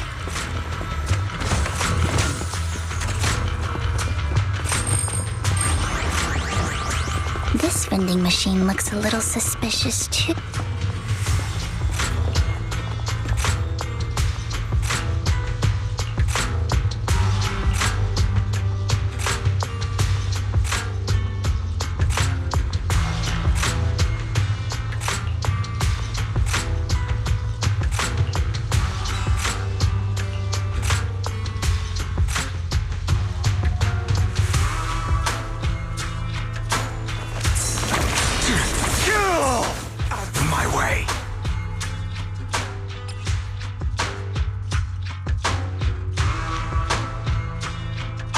This is it. This notebook is what Bringer left behind. But I don't know what these markings on it mean.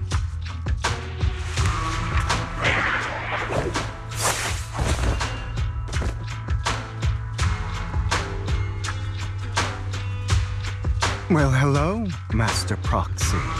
It's been a while. Oh, don't give me that scandalized look. I did just save your lives. I would have protected the Proxy even if you hadn't appeared. I'm sure of it, but I happen to be in the area. Worry not, dear companion. I have complete confidence in your strength. Hang on. Did you say companion? So you two know each other? Apologies. I didn't have a chance to mention it before. I'm actually part of the Phantom Thieves Syndicate, Mockingbird. That's right. I was only able to slip in during the auction thanks to some help from Vivian backstage.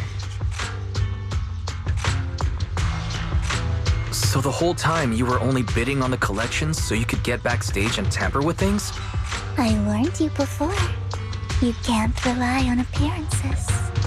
Don't worry, Master Proxy. We don't have any ulterior motives here.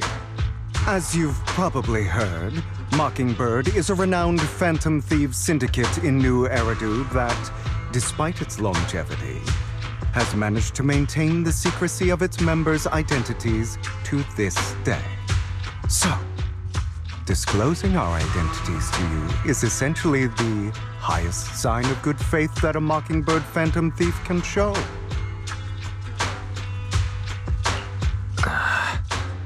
I guess that makes sense. Your trust is most appreciated. Mockingbird's purpose is very simple, really. To form long-standing and cooperative relationships with outstanding proxies like yourself. We need your abilities. Before you make any decisions, please allow me to briefly explain the concept behind the Mockingbird Syndicate. We all know there isn't anything in this world that's fair. A prime example being the uneven distribution of wealth.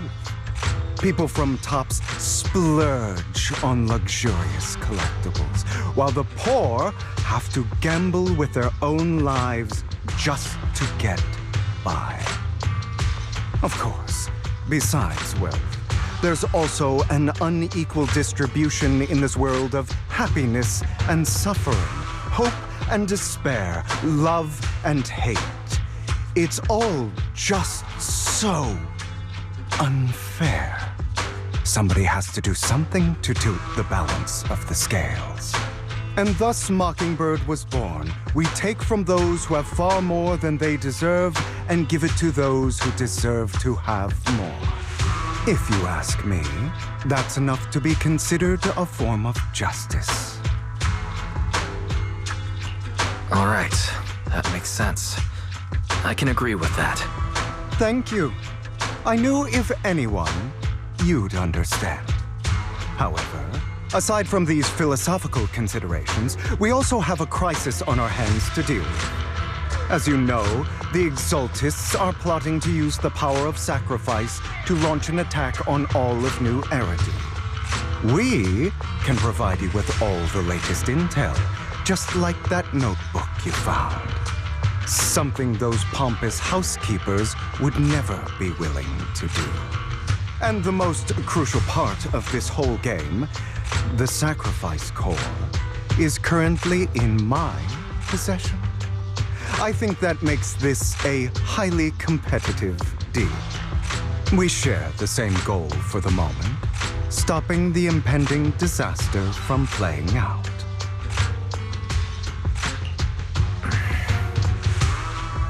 I need some time to think about it. How about this? If you still have misgivings about our upcoming cooperation, then why don't you bring Lycon along with you? He's got the support of the mayor's office behind him, and his presence alone is enough to keep me in check. That would put you more at ease, right? Of course, you're welcome to bring some other friends along, provided they aren't from public security or HSO. Well, if you're willing to let my friends come along, then you've got a deal. Great. It's a deal. By the way, Proxy, this is for you.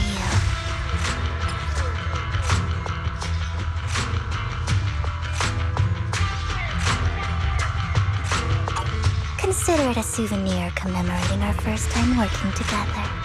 For now, we'll carefully look through the contents of that notebook. I'll contact you if anything comes up.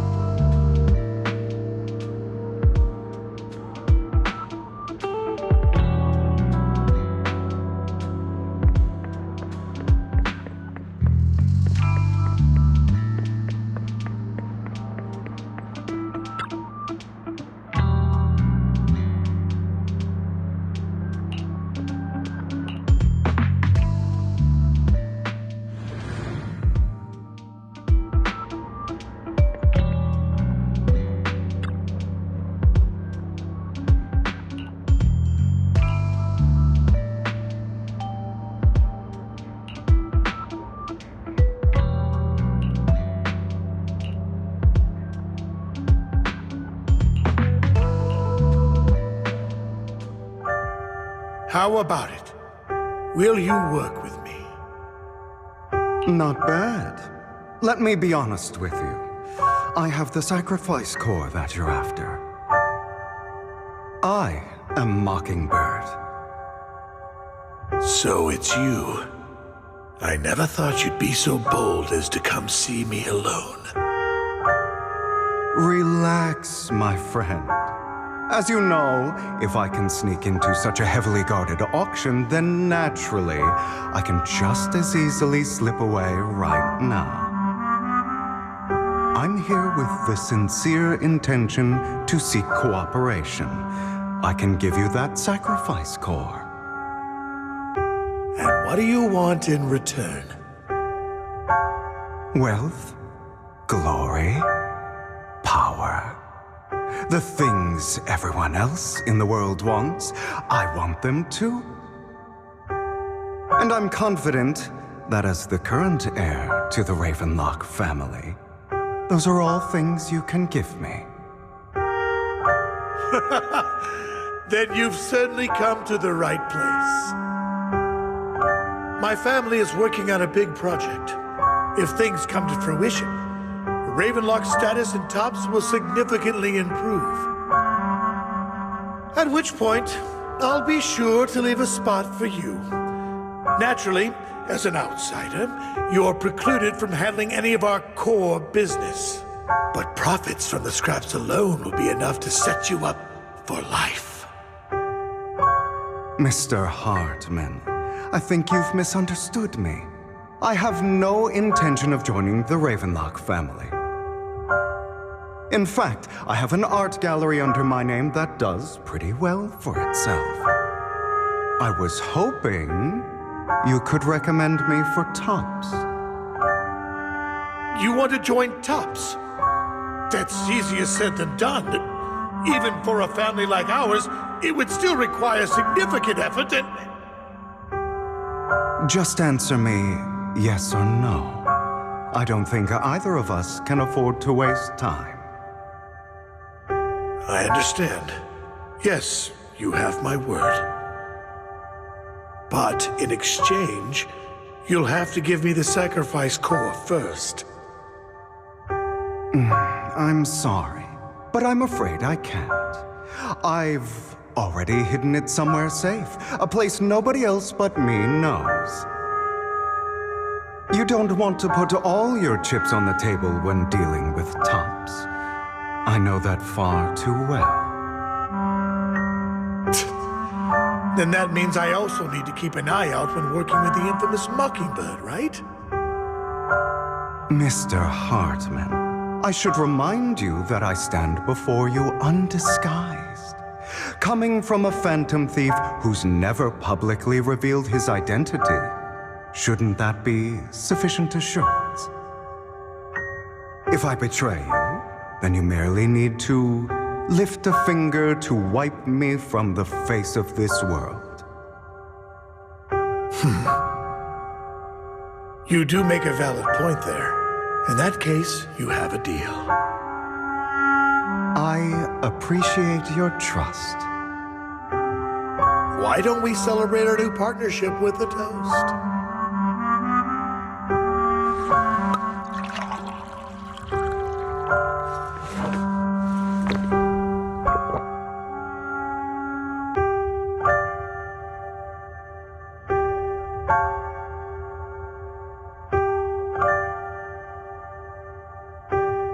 Having a drink before undertaking anything important is a family tradition. It's good luck. As an outsider, it's a real honor. By the way, you aren't the only member of your organization, are you? Shouldn't all your companions agree to this deal first? You don't have to worry about that. I'll make sure she agrees. Otherwise, I'll get rid of her too. Seems you'll do whatever it takes to get things done. Great things lie ahead for someone like you. All right, let's leave it at that for today. I'll contact you about what to do next.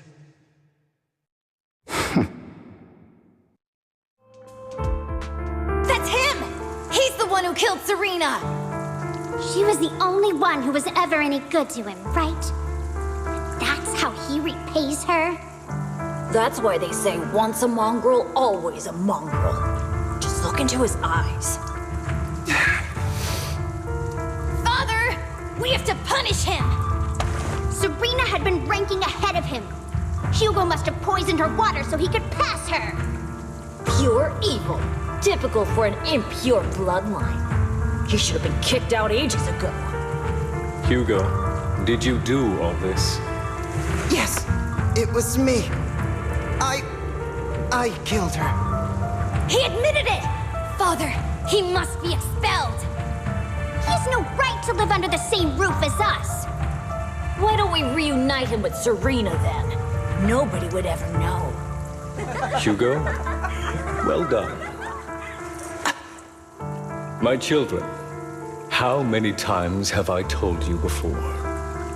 In this world, only the most ruthless, cruel, and unscrupulous of people ever make it to the top. Like Hugo here, who was willing to murder his only true loved one without a second thought. Only someone with the means and the gumption to do that is qualified to be my heir. But I... It's all over now, and the results are obvious. The winner of this month's assessment is Hugo. As for the rest of you, go to the usual place for the punishment you deserve. But Father, before this, I was #1. As I've told you before, there's only room for one winner in this family. You're still a loser, even if it's by the smallest margin. And there's no reason for a loser to exist. This is all for your own good. Do you understand? Go on now. Receive your punishment for the sake of the family. Yes, I understand. I'm sorry.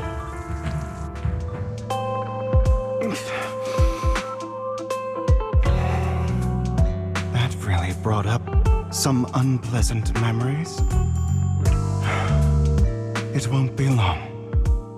Soon, it'll all be over.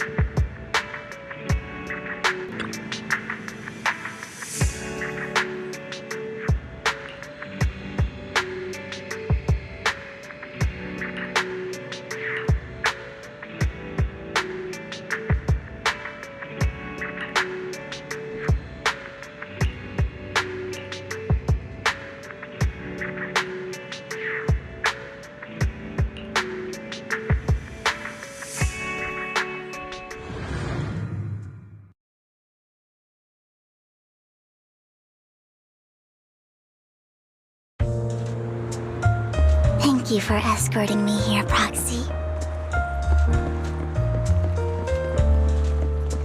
Today was quite eventful. You're a child that only brings misfortune. People have been saying that about me for a long time. I used to feel hurt and resentful. But now that I think about it, it's perfectly normal for people to react that way.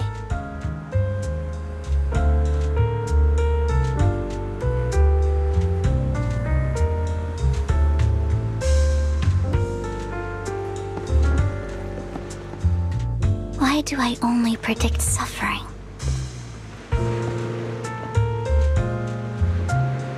If I could predict happy things, joyful things, would people like me a little more?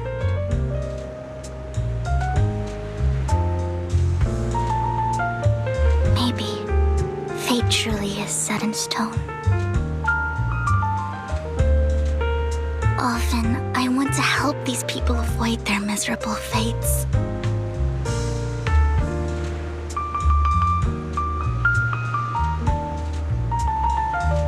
For a time, I even thought that I was successful, that I could change people's destiny.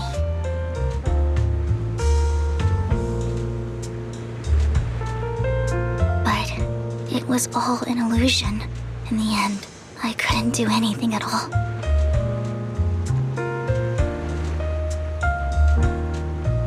So, I was really happy when you said that my abilities weren't a curse, but a gift.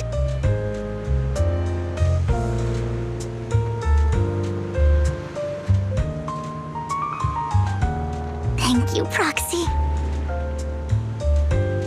I'm so glad to have met you.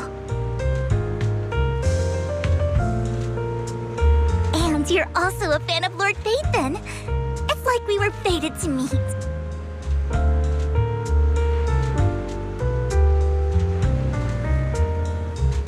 I don't know why, but I feel completely at ease when I'm by your side. I feel like I'm free from judgment, from blame.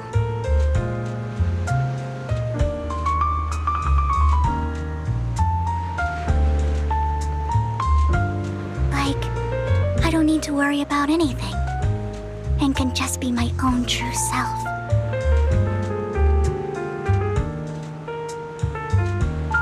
Perhaps people really do possess an aura, and ours just so happen to be extremely compatible.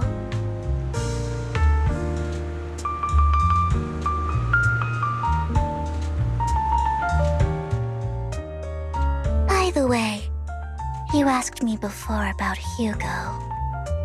I don't really know much about him. He rarely ever talks about his past. But judging from his eye colors, you can guess he's probably the bastard son of a renowned family. I think his mother was very worried about his different colored eyes, and even wanted to get rid of him at one point. But then his family offered a huge price and bought him off his mother for some reason. And just like that, he moved from a leaky and drafty boarding room to a luxurious mansion. But he's also mentioned that the extravagant home is actually like hell for him. I think it's probably because the family treats him terribly. I digress. He ran away and ended up meeting Lycon and his master. After that, they formed Mockingbird together and experienced a rare period of happiness. Until Lycon's betrayal. So, what's your take on Hugo? I imagine I would still be wandering around now if I had never met him. To me, Hugo is just like an older brother. I've always felt as though he's carrying some heavy burden with him. But that's a secret he's kept to himself. Something he'll never tell me. Sometimes when I look into his eyes, I can feel that he's really struggling with something. Even though he may say some extreme things, Hugo really isn't a bad person. I think one day he'll tell me his secret. Until then, I just have to wait. Wait and trust him.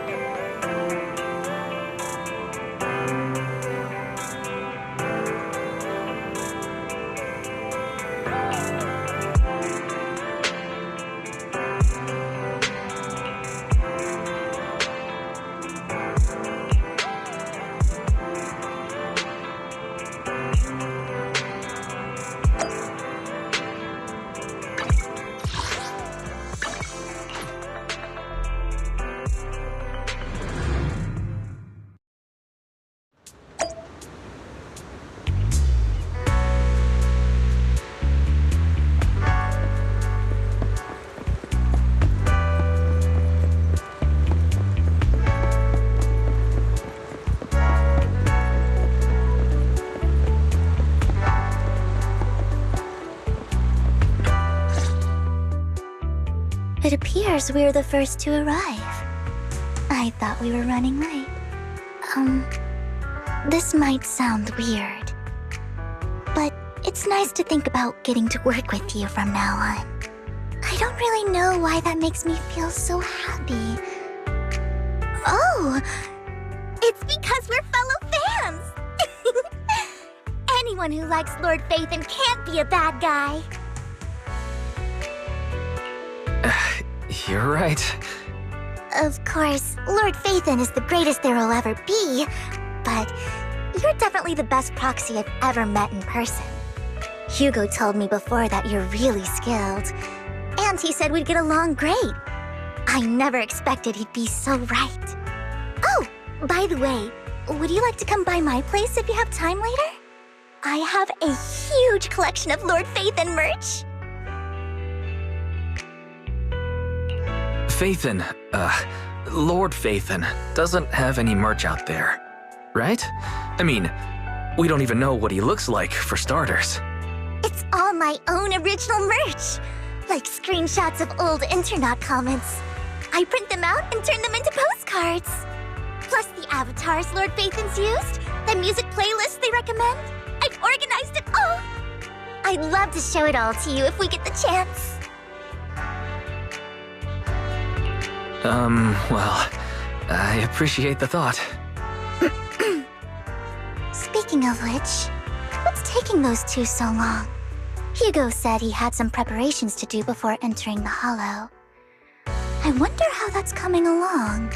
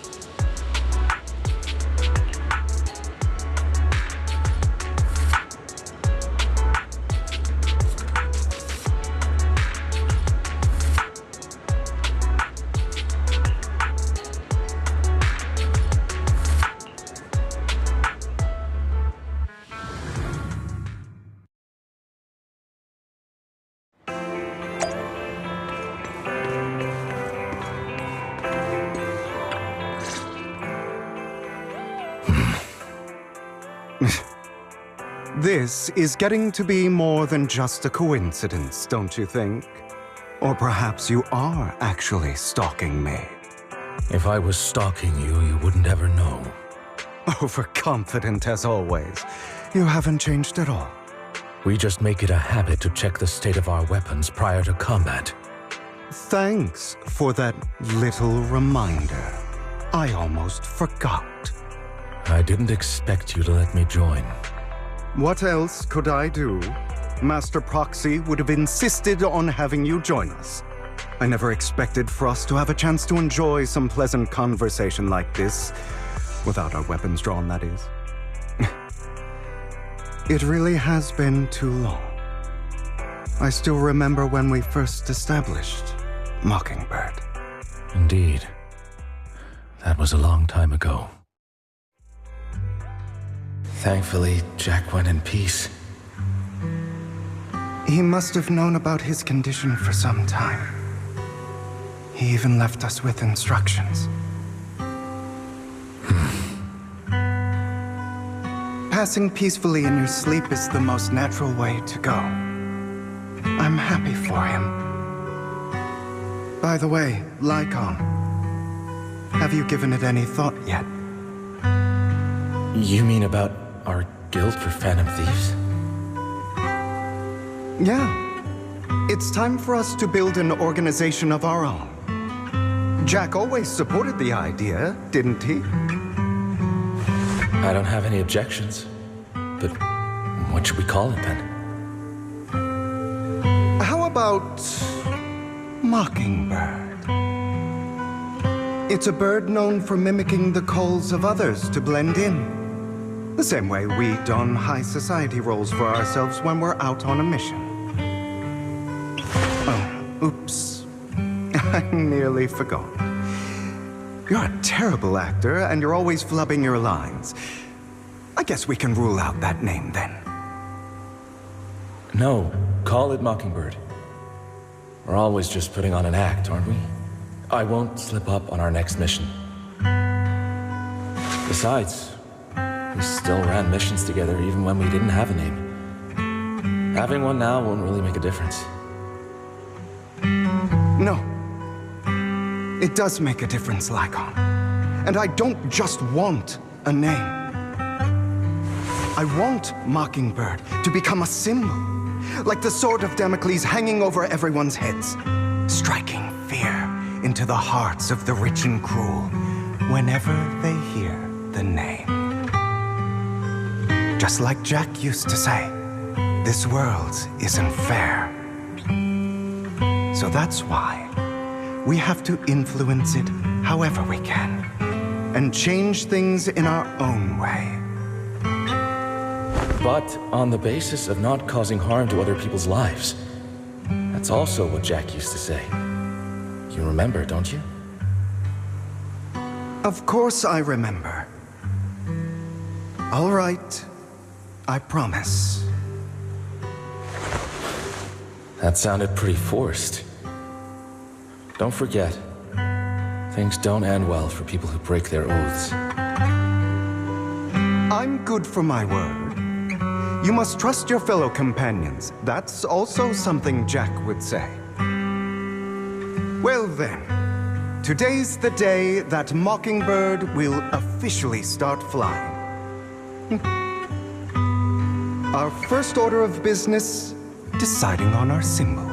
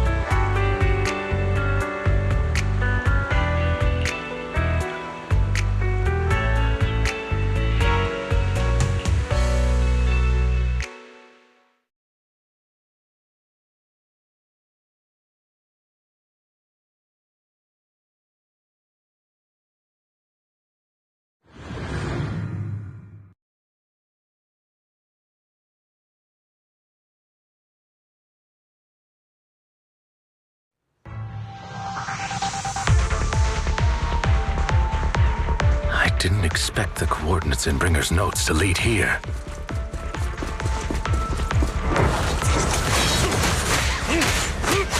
Okay, now.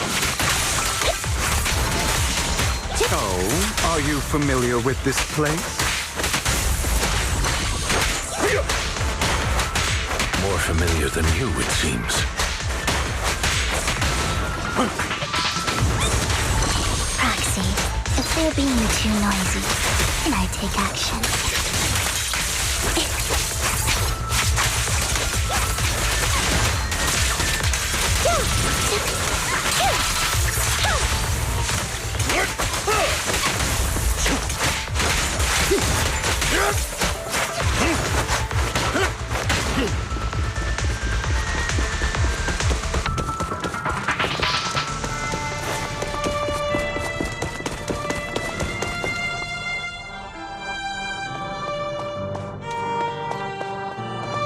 I don't enjoy obstacles in my path. Can we not bust the door? The generator room should be nearby.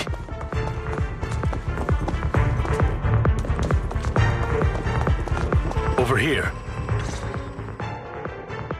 Master Proxy, I hate to be the bearer of bad news, but there's something wrong with the circuit.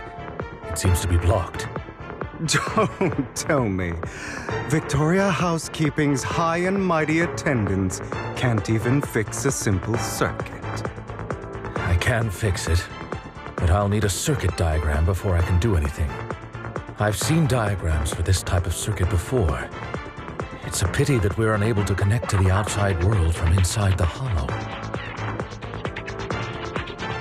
Just leave that problem to me. Wise, I just sent an image of a circuit diagram to you. Have a look. Thank you very much, Master Proxy. Now then, let's start repairing this circuit.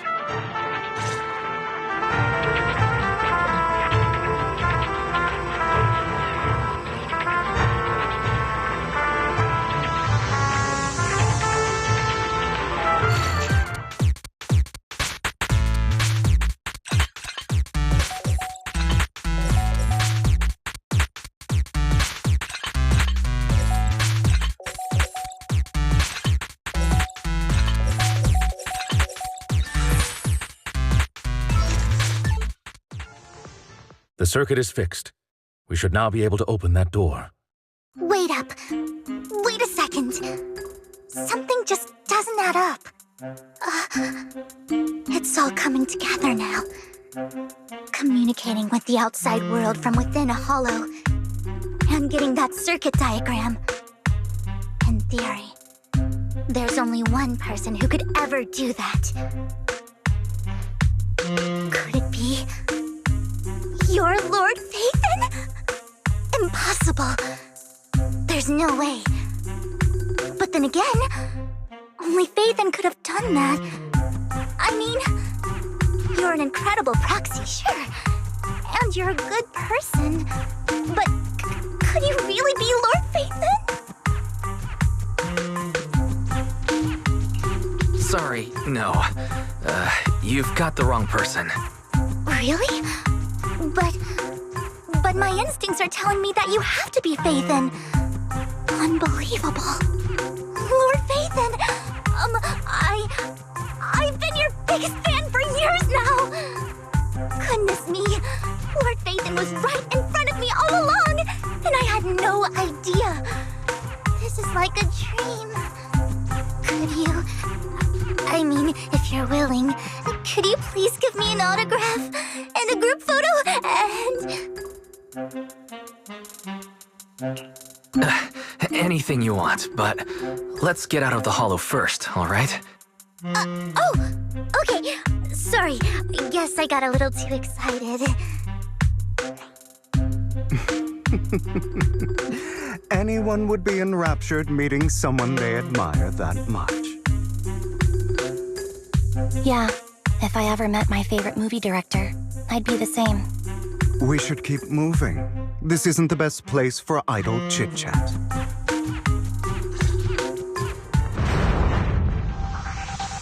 The door's finally open.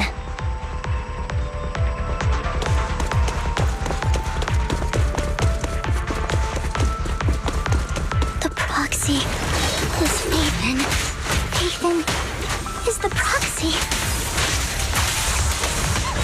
Here's your assist. This is a dream.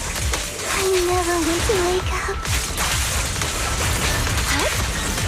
At your service.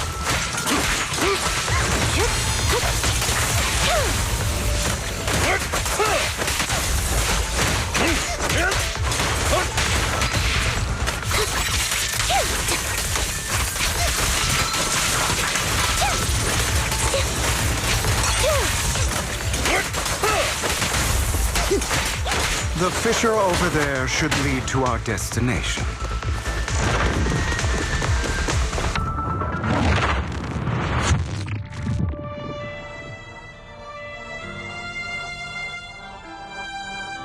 There are more ethereals around.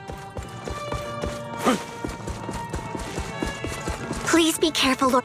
Lycon, your fighting style wasn't so reserved in the past.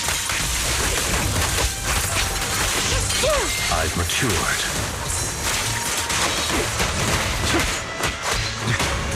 You call this mature? You're just being pretentious.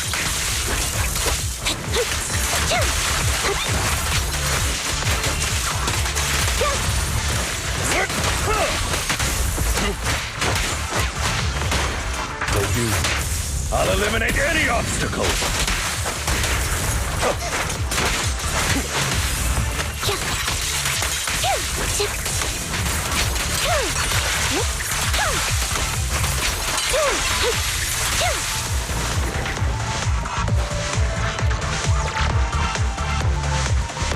A difficult foe, that one.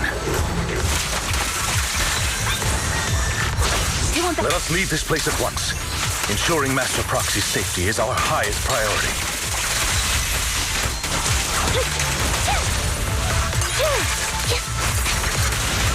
Understood. I won't let anything happen to you, Lord Phaethon. Zero.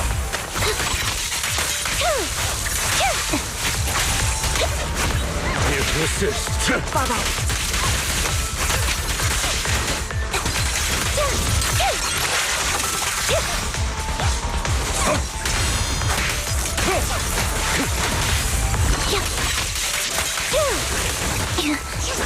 In position.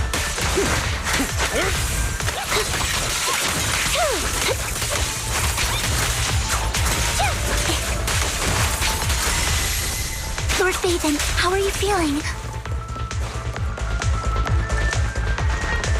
Are you tired? Do you need a break? Some food? Water?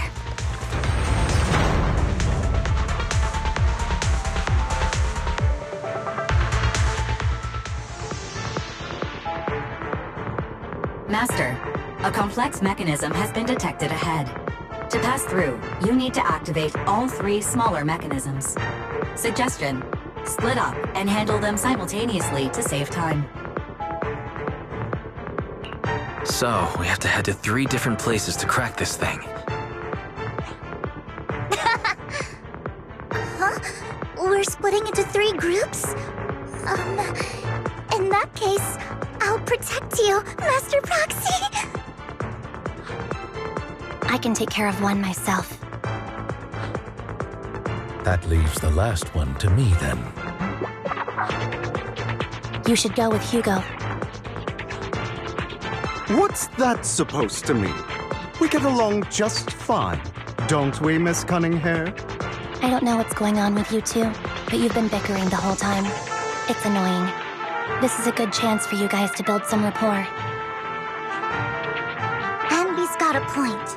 Hugo, just go with Lycon. You just want to be alone with your Lord Phaethon, don't you, Vivian? Huh? That's not it! All right, sounds like a plan.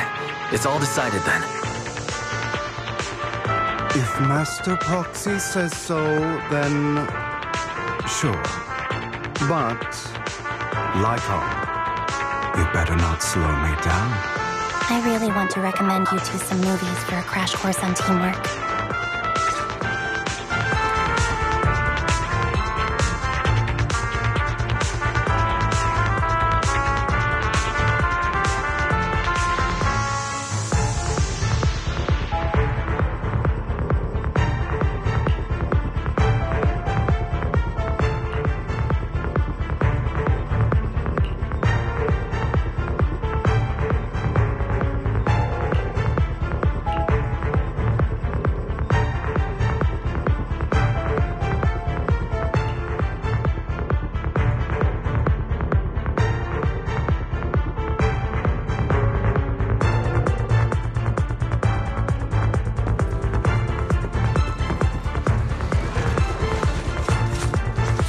Phaethon. There are too many ethereals here.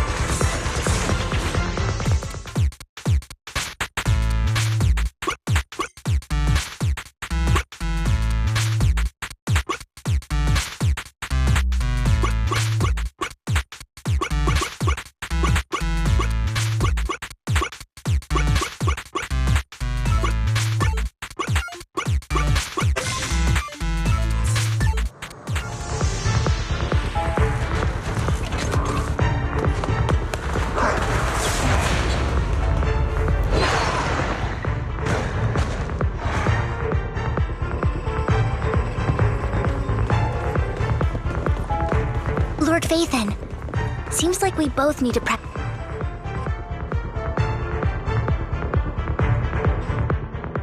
Sure enough, Lord Phaethon and I share a deeper connection. Sorry, I hope I'm not being too forward. Goodness me, somehow I'm fighting alongside Lord Phaethon. It's like all my dreams are coming true. I'm going to wake up any second now, aren't I?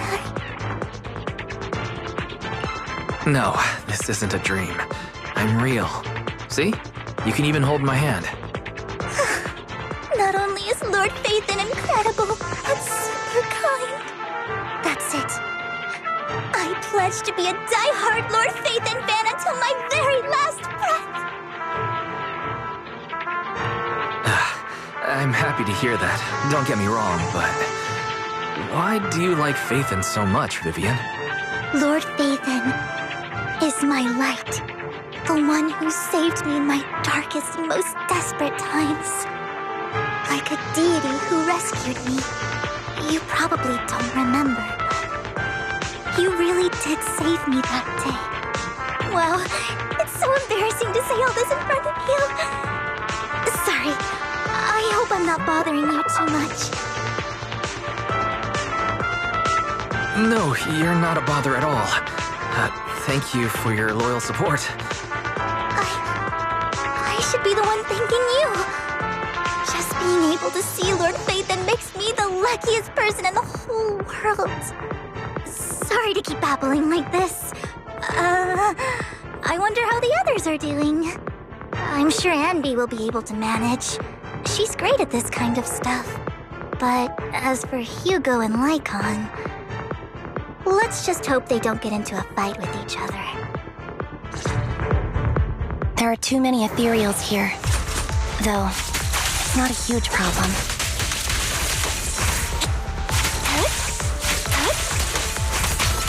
Don't.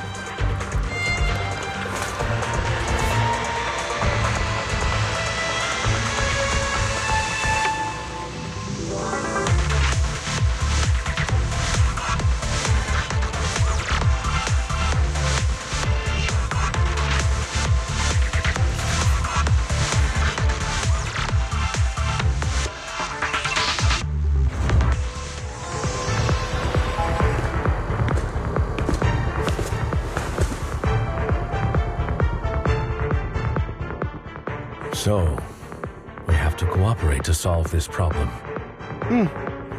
That's a real shame. I have no intention of arguing with you right now.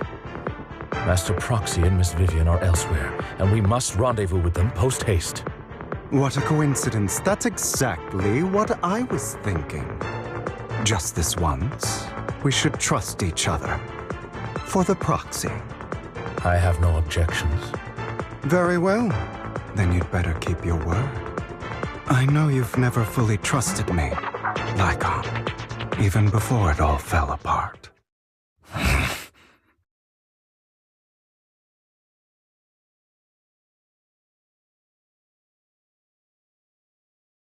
You wanted to speak to me alone? I know you and Hugo are as thick as thieves and don't hide anything from one another. But you can't tell him what I'm about to... Did something happen with him? Hugo is an intelligent and gifted child. He learns everything I teach with ease. In time, he'll grow beyond me. Reach a place where people will marvel and look up to him as a beacon. Yeah. As much as I hate to admit it, he always picks things up just a teeny bit quicker than me. But none of that matters, because I can overpower him easy. I don't think being gifted is a good thing for him. What do you mean? He bears a dark and painful past. What he was taught, the hatred he was faced with, everything he picked up. It's all become an integral, inseparable part of him. I believe that beautiful flowers can blossom even in the darkest abyss. But the roots of that flower would draw from evil instead of good. Hatred instead of love. It's a curse that flows through his lineage. A curse that fate branded him with. I've seen far too many people like that throughout this long life of mine. They struggle with this curse their whole lives. But they all end up failing in the end. The path of light is narrow and fleeting. And the darkness is filled with such temptation that dropping your guard for even just a moment can send you spiraling straight into the abyss. Do you mean Hugo's going to be a bad guy? I don't know. I hope he'll always stay true to his heart. That he won't give in to hatred and ambition. That he won't become the dragon that must be slain. But he has inherited the seed of evil. You cannot let it take root. I'm afraid I won't be there to help you. There's not much life left in this old body of mine. So then, Lycon, promise me now, you must hold his chain tight, to restrain him, to stop him, and when necessary, to choke him.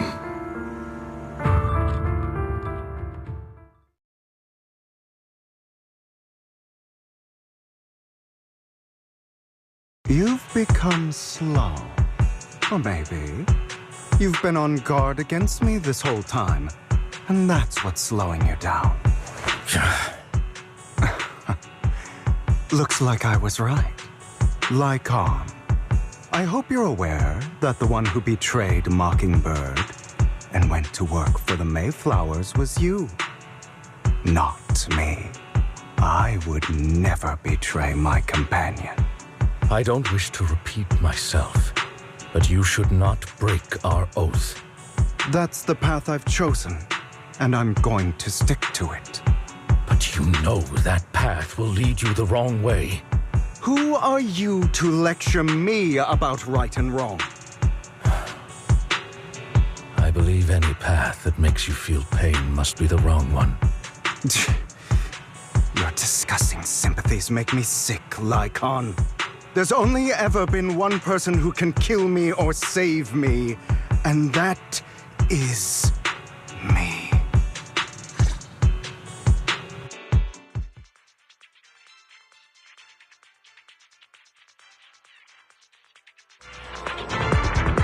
Great, it worked.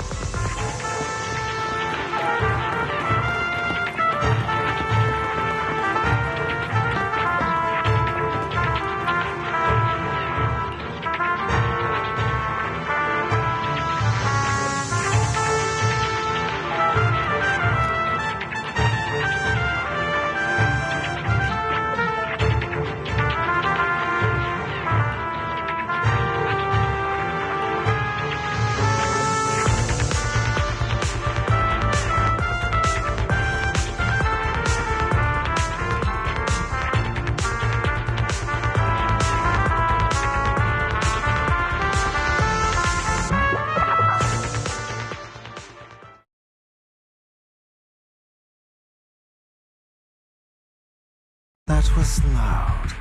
What's happening up ahead? Hold on, everyone. I'll go check it out. It's probably multiple ethereals attacking. Just in case, I'll go with you. Vivian, you should go with them too. Keep an eye on Lycon, will you? I'm worried he might sell us out to the mayor when he gets the chance. I'd never do that. But if Miss Vivian wishes to join us, she's more than welcome. Okay. Then I'll go with you.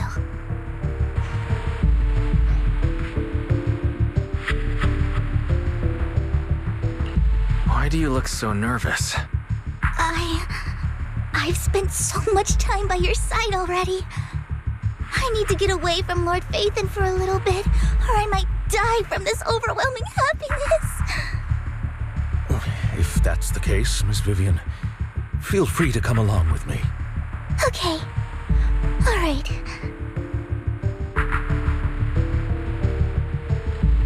So, how does it feel to be worshipped, Lord Phaethon?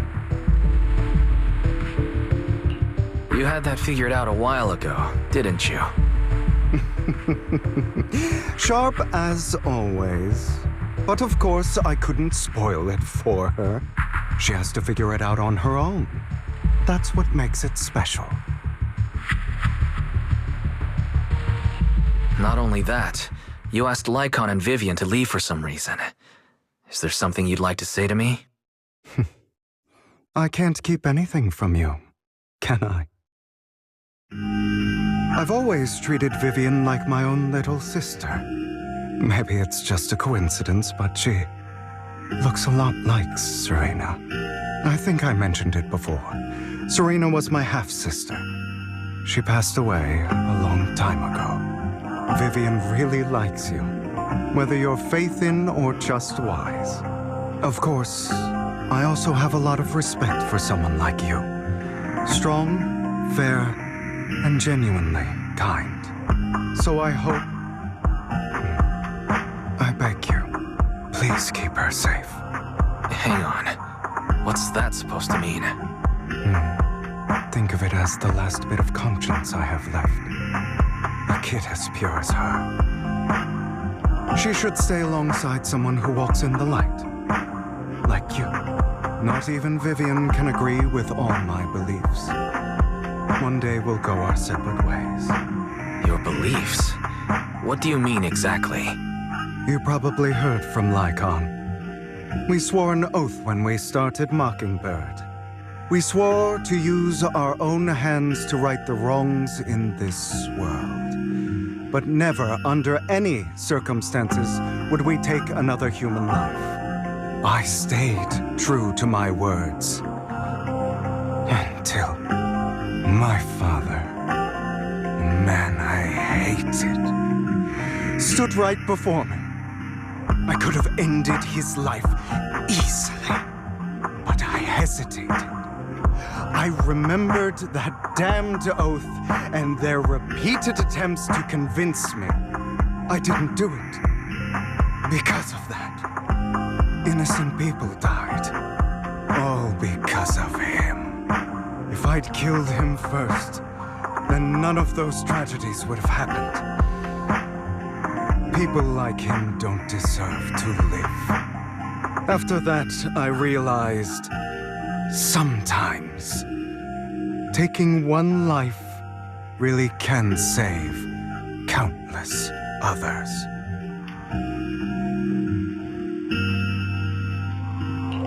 I understand where you're coming from. I knew you'd understand. Vivian has a good heart. I don't want her to get her hands dirty. But you know how it is. In this world, someone has to be the bad guy. So, I want to apologize to you. Why apologize all of a sudden? You're incredibly strong, kind, capable, and really, really lucky. The world needs more people like you. Remember that revenge movie I told you about, Children of Devils? I still haven't found it, but I came across another videotape with the same name. Turns out, in that story, the children of devils are actually the children of gods. Ah, sorry for rambling. Hope you don't mind. They should be back soon. Please, look after Vivian for me.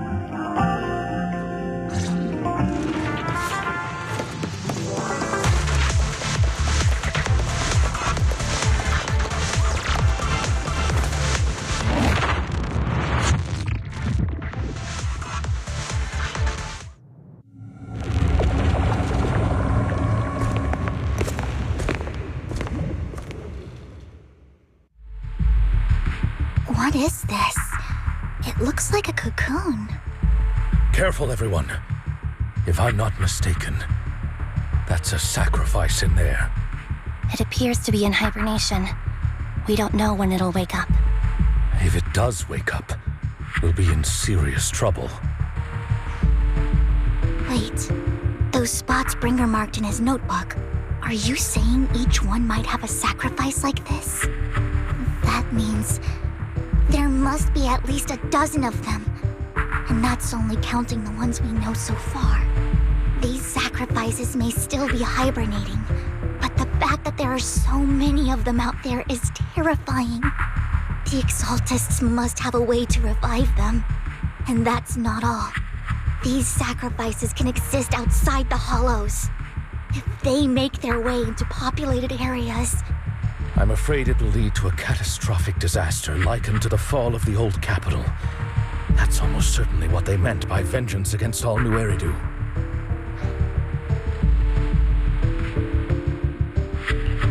Let's find a way to get rid of these sacrifices. We can't let the Exaltists have them. Thank you for helping me find this sacrifice. But sorry, kids. You won't be the ones to keep it. it's that annoying old man. Why is he here? I'd advise you to choose your words wisely, young lady. You are from the Ravenlock family. So it was you. That face. Oh, I know you. I heard about what happened to your friend. Truly unfortunate. If only she'd been smarter. It seems your goal was this sacrifice all along. You've been tailing us, haven't you? Keeping your distance so that I wouldn't notice. As expected of a wolf tyrant, you are very perceptive. That's right. All thanks to your ex-partner, we were able to carry out our plan smoothly. My ex-partner? I'm not exactly happy being called that, but what he said is true. Wait, Hugo, what do you mean? I made a deal with Mr. Hartman in advance. So, would you kindly step aside and let us have this sacrifice? Of course, you can choose to refuse, but if you do, then I'll have to take coercive measures. What did you offer him? Everything we know about the sacrifices plus the core itself. But why? It's simple. I want to climb higher. Mr. Hartman offered me a chance to join Tops. Who could say no to that?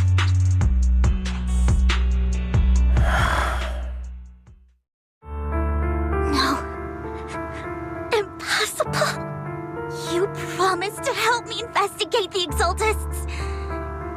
You told me the whole point of Mockingbird was to do anything it takes to bring a little justice to this world. Was all of that just a lie? You're just too gullible, Vivian. I also told you, everybody lies. To hide their true intentions, people lie so smoothly, they don't even bat an eye.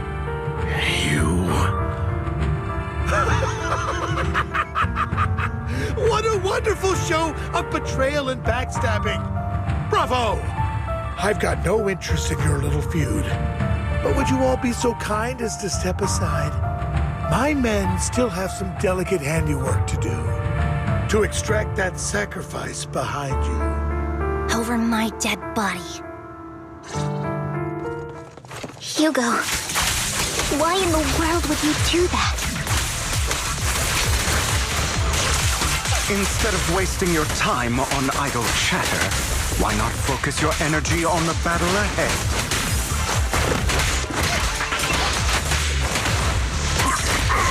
Stay safe. Your plans will never succeed.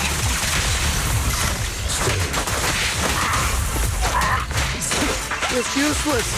Don't you get it? You're not just going against the people in front of you. You're not going against me.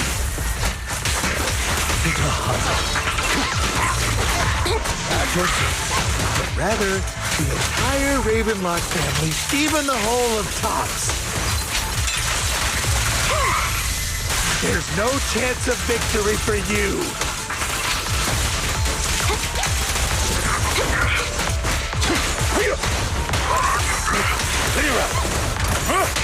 This is power!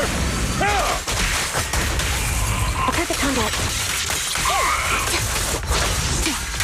Loyalty.